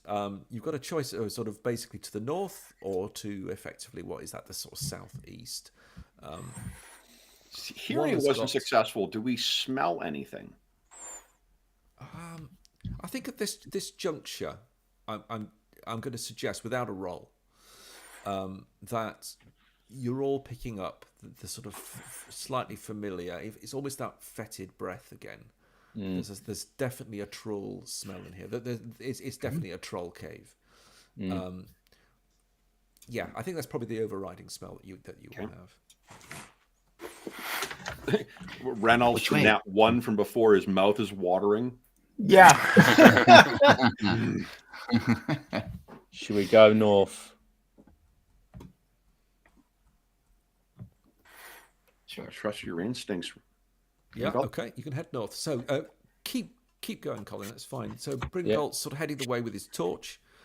And Another fork. there's another fork in the road. Sorry, just do the Muppet thing with an actual fork in the road. But however, I'm going to say at this point, Bringolt, I would like you to make an awareness test, specifically okay. to see what you pick up. And actually, yeah. Number one, baby. Look at that. Oh, Nice. well, Damn. okay. To the southeast, there are some cut steps. Mhm. And there you can hear a rather high-pitched, guttural discussion or going on. There is something down there. I just put my hand up for everybody following behind, and I gesture, and to make the signal. We need to be quiet.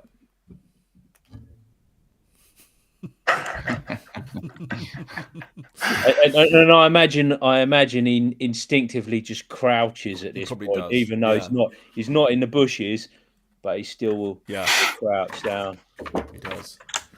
And peers around the corner. as you peer around the corner, well, actually, what do you see? There you go. You see something. You see a figure. And in fact, you not only see a figure, you see a small fire. All right, okay. And there are, you think, several figures down here. The figure that you can just about make out looks to be a goblin. Not a troll, a goblin.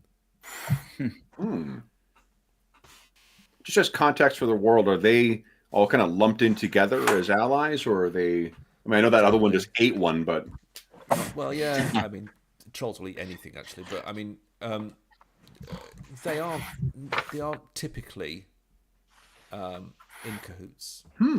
Not usually. It's again, trolls will even deal with humans, so they'll probably deal with it. tell me about it. Yeah. In fact, I'm going to say, bring out. Sorry, Colin. You can actually make out quite a number of figures around the fire. Yeah. Not just one. You can see one there, but actually, there's probably about half a dozen suddenly emerge. Yeah, just in the flames of the fire. Yeah. I think instinctively, fearless as Bringle is just gonna he's naturally just sneaking at this point. He's just like sneaking up as much as he can, hoping which it case- will not noticed. Well, let's see. You do have a torch in your hand. Yeah. Make me a sneak check.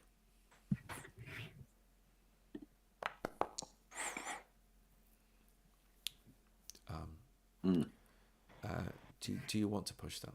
No, he's rubbish at sneaking. All right, that's okay. Boring conversation anyway. Chewy. Yeah. Or look. You sneak further forward, and you see. Well, more importantly, they see you. There is a scream in goblin tongue, and about 10 or 15 goblins run away. You can see a small step ladder effectively going up to a ledge, and you can see them all scrabbling up the ledge and getting out of the way, but not some of them. The other ones are just drawing weapons and are starting to head in your direction. You can see them here. All right. Okay. Moving from the fire and moving in your direction. I turn round to my companions and just make the signal back to the junction. And then there is a scream, and the spear-clad goblin warriors charge.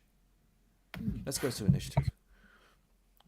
I'm going to include you all. I'm going to include you all into this as it happens, and let's get you into the combat tracker, which is where you all are now.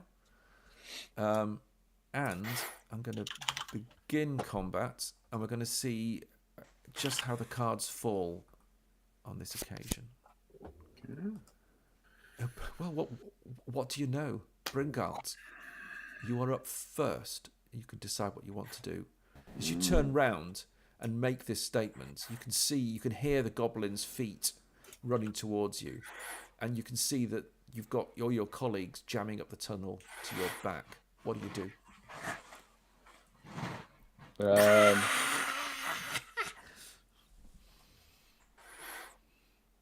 will.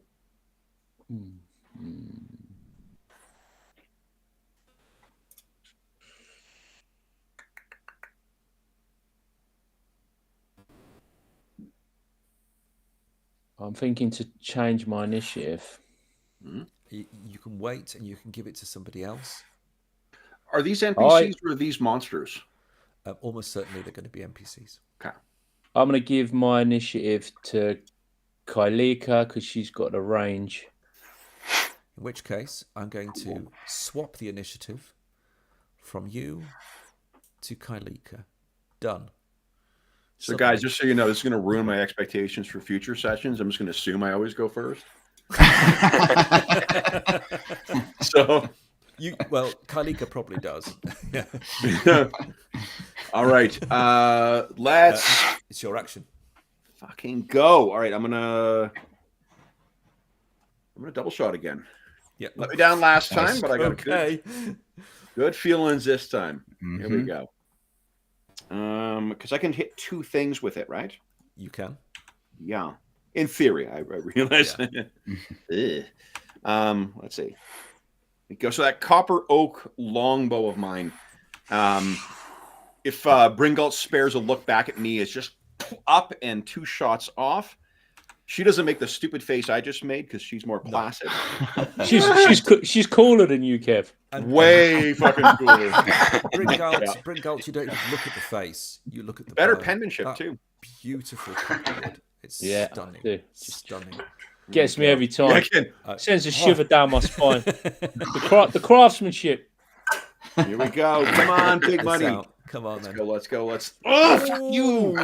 Oh, it should have been. I'm going to push it. Here we go. You are going to push. Wow. Hell yeah.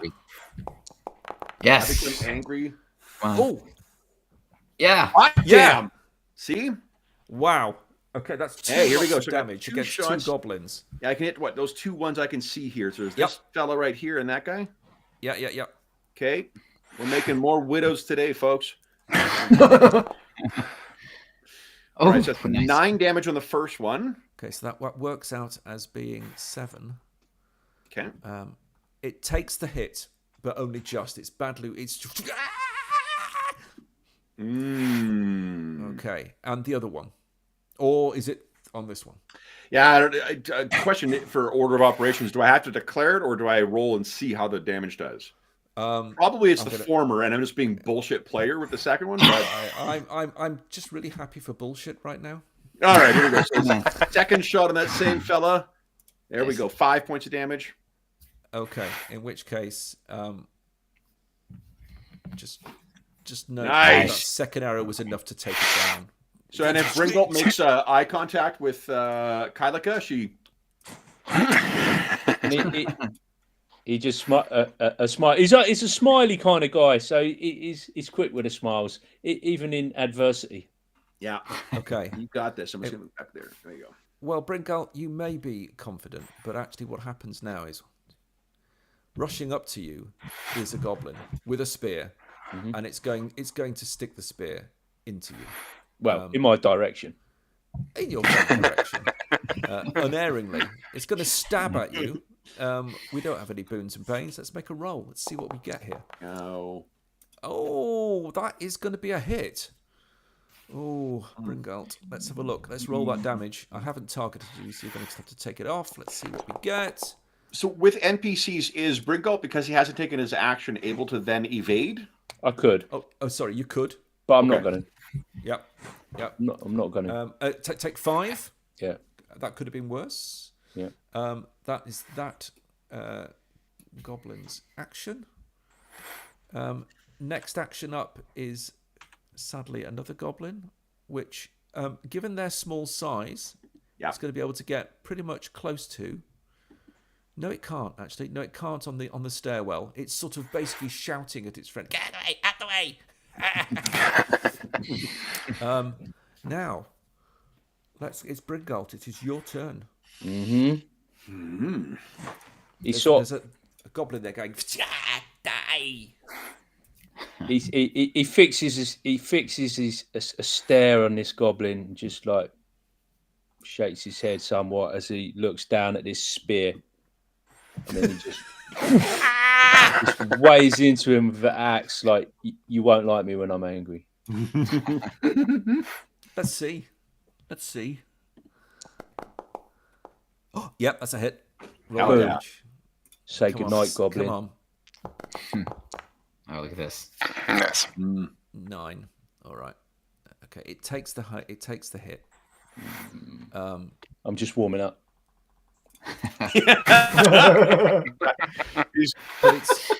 But it's that, like, badly hurt. With I spit Well, on he's the got Goblin as well as axes I pull out my axe. around his back.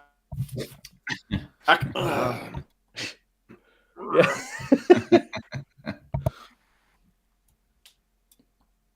Nice. Okay, another goblin has acted, and it is Magwin. I am going to kind of look to Ranulph, and I'm going to trade my initiative. Okay. With Ranulph, let's have a look. So I shall swap your initiative with Ranulph. That's done. Ranulph, it's you. All right.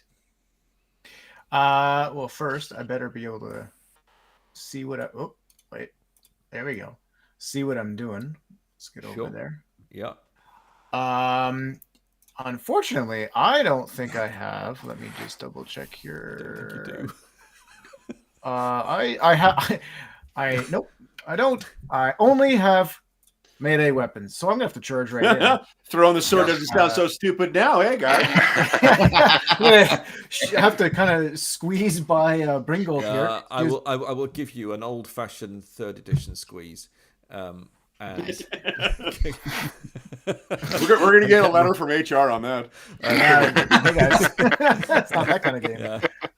Right. Make me an attack roll, I think. Sure. Okay.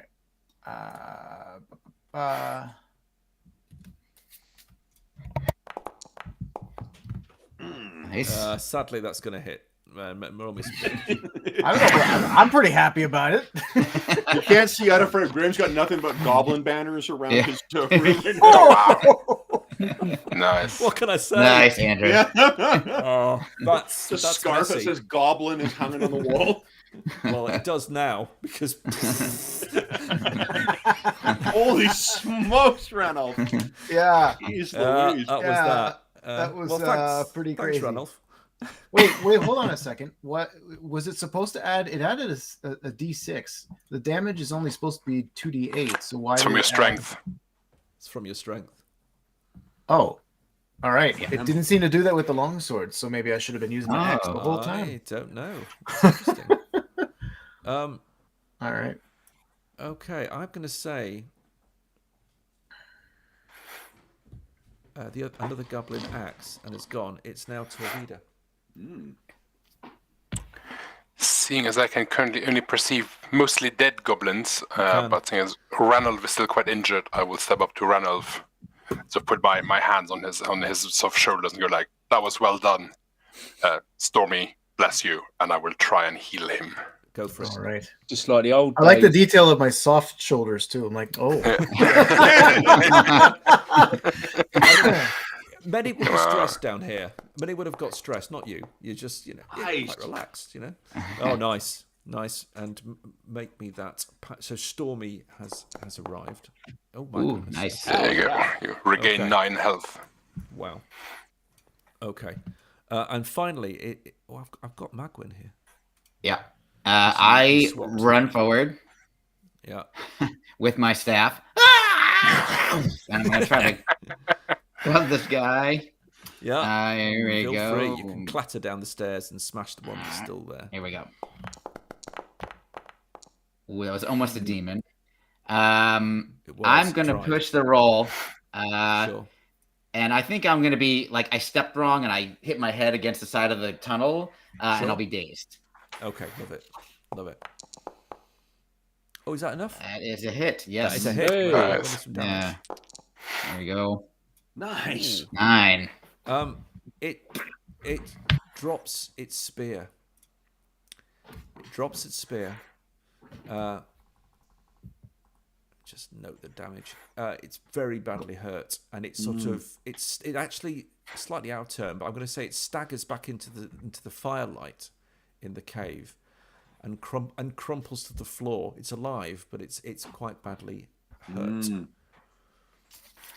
Cool. And I'm going to end the combat at this point. And what you see ahead of you is a cave, and this cave has a fire, so you can see the light of the fire in the cave. There are many, many shiny eyes of goblins up on the ledge beyond that little sort of ladder area, sort of around about here. And they're all looking at you fearfully and chattering away in their guttural tone. Can we move down into it? It's actually up, although it's difficult to tell. Oh, up. So it's like a raised shelf, and you've got like a little ladder that runs up. Oh, sorry. What I up meant to was it. down in. Because from where I could see only a limited little. Okay, We're able to sorry. move our tokens in to see. You certainly can. Just Okay. move straight in. Yeah, just go straight into the room, and you'll be able to start to make out. Now, I've just put a couple of tokens there. That actually represents about 20 sets of pairs of eyes looking at you. Wow. Can we tell if they're like children or There's a otherwise mix. non-combatants? There's a mix. There probably are some very sort of young ones there as well, and women. What are my thoughts as a star elf with respect to goblins? Do they fit in the same bucket as what trolls are as an enemy? They typically are enemies. Okay.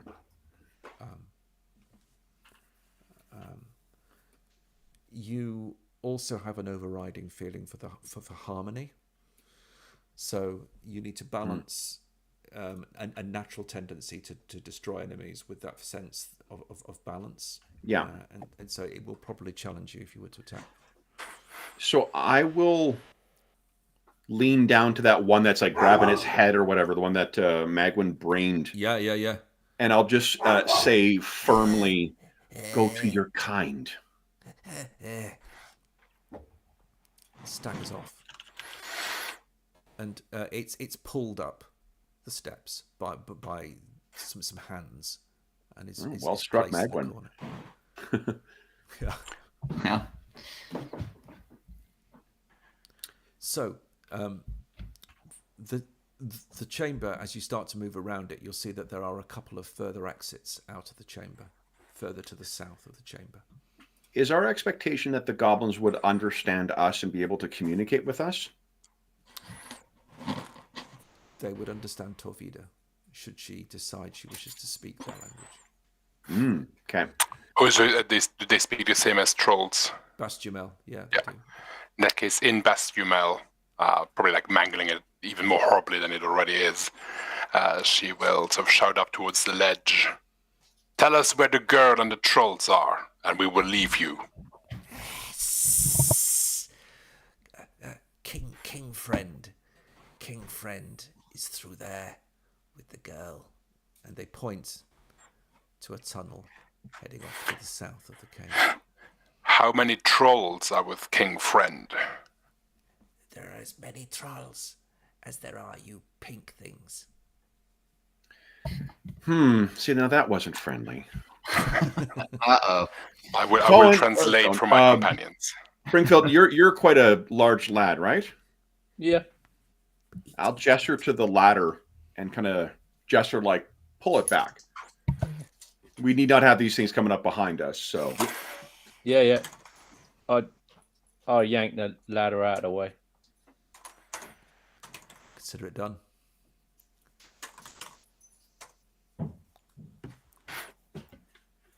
All right. So King trolls through this way with his Retinue? And it looks like Magwin is taking a lead here. Well, she's just sort of being led by this. She's trying to figure out where this source of this sound is coming from. Yeah. Where the source of the sound is. Okay. Yogi Bear with a Well- picnic basket. Yeah, exactly. As Magwin, from there you can hear Troll. You can hear Troll further down the corridor, and you Okay. think you can start to make out. Or actually, can you? Yeah, I can see a Yeah. bit.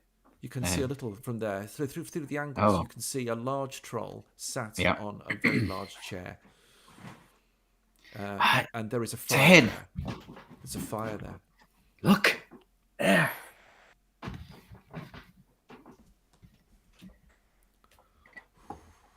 And I'll move kind of out of the way. Sure. Yeah. You can see a fire, and you can see a number. It's like a great pit of fire. There's something cooking on it, and there are a few grey trolls in here, as well as this largish troll sat on let's call it a throne. Okay. I'll relay that to everybody if they don't see it yet. Okay. Can you see the girl? I Not take yet. a look. You can't see it, girl. No. Bringle pushes on. Right. Well, now you definitely can see several grey trolls there. Oh, yeah. Gringotts, and a leader sat on a chair. And then you hear it. No, it's my turn. It's a female voice. It's my turn. No, get your hands off. Get your hands off. Watch out, guys. Lady Troll. Anyway, I'm going to win. I'm going to win again. You hear? Oop, sorry, went too far.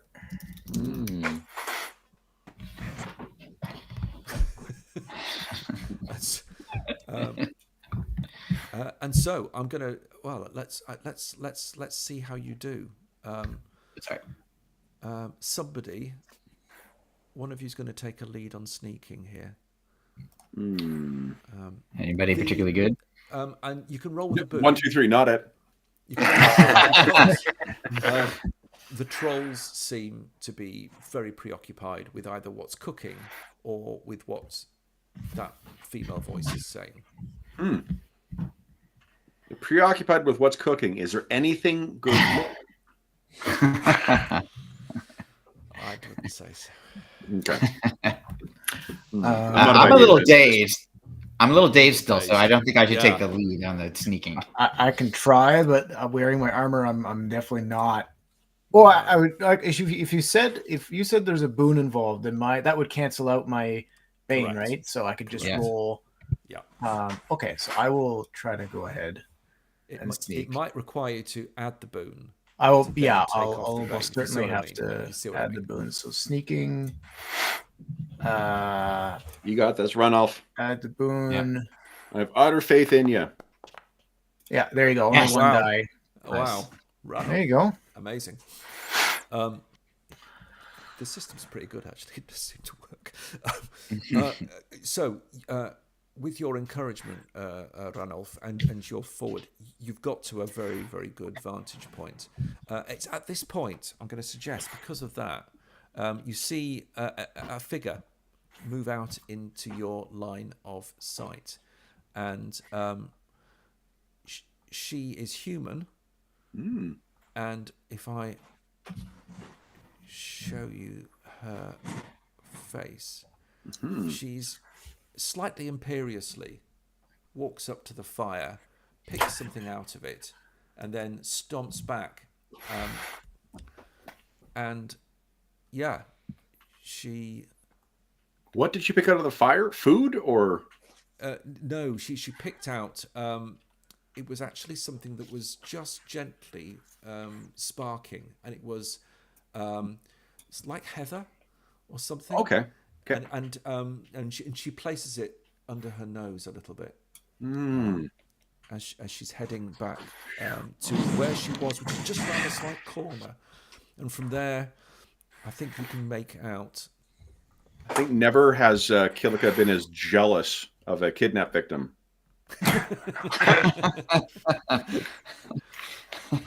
No. Right. The game is over, she says.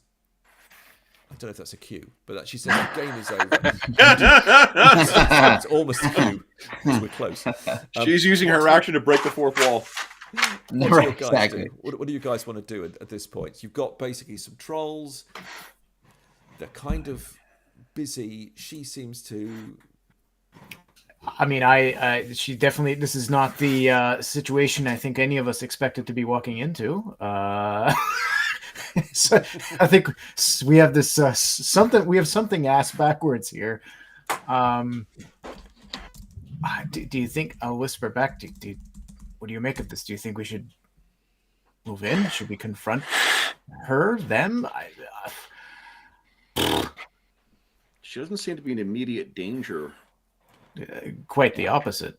Yeah. All right, fine. I will handle it.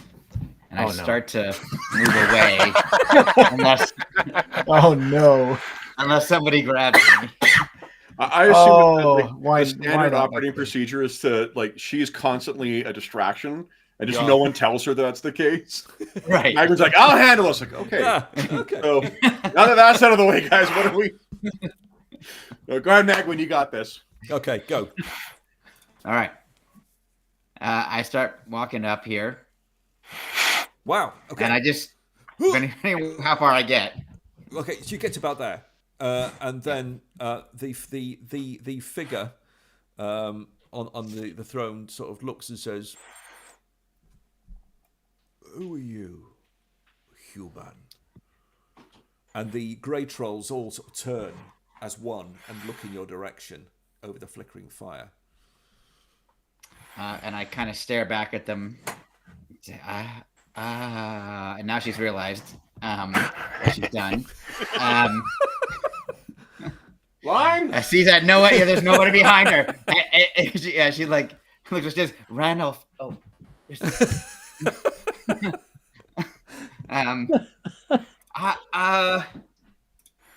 I'll be right back.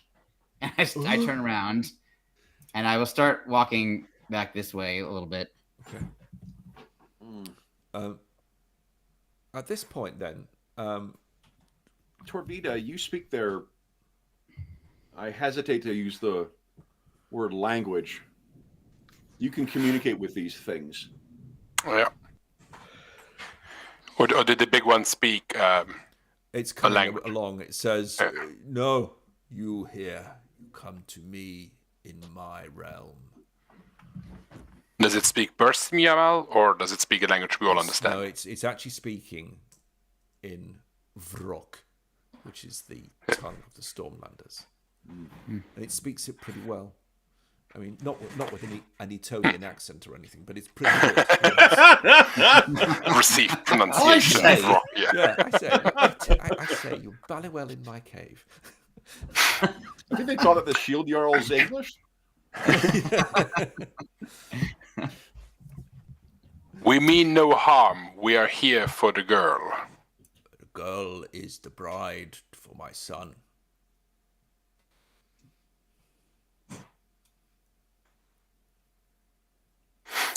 How has the girl reacted to us appearing? She's beaming at you, smiling at you. Well, you took your time. Oh, I see. There must be some terrible misunderstanding, but this is the wrong one. Is it? But she is the princess. Oh no, I'm so sorry. That's why we're here. There was a miscommunication. She is but a farmer's girl, not worthy of the son of a king. Well, I don't know what I think about that. She says, she says, I mean, Yeah. Not helping. Maybe I'll step into view here so the troll can see me. Oh, yes. Can see you. Stars are in the cave, I see. Star in the cave. Now we have a star. What brings you Indeed. here, elf? As the priest has said, you have the wrong princess. This princess has another destiny. I will tell you my thought, guys, is if he knows this is just a farmer's daughter, he's just going to start killing us and eating this fucking girl. If he thinks it's a princess that has some standing, precisely, Ranulph. Yeah. He seems to think there's some consequence for mistreating a princess, if he thinks she's of no value, we want him to still think there is, this princess is has a different destiny. But if you keep your manners, we may deign to escort the appropriate bride for your son. Then you wish to bargain with me, elf? You misunderstand. I state fact. You have the wrong princess. You will bring me a better one? Indeed.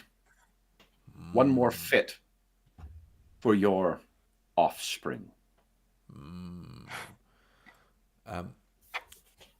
Torvida, with a boon, I'd like you to make a persuasion test. No pressure.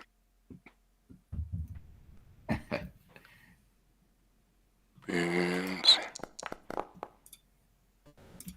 Success. Nice. You speak of storms, you speak of stars. Perhaps so. Didn't really like her anyway. You, soul child, go with this elf and this storm priest and that strange woman. As stern a look as I can at this girl, she's got to have a heck of a lot of spirit to survive this ordeal. But I'm going to try and fix my look on her and just gesture with my finger.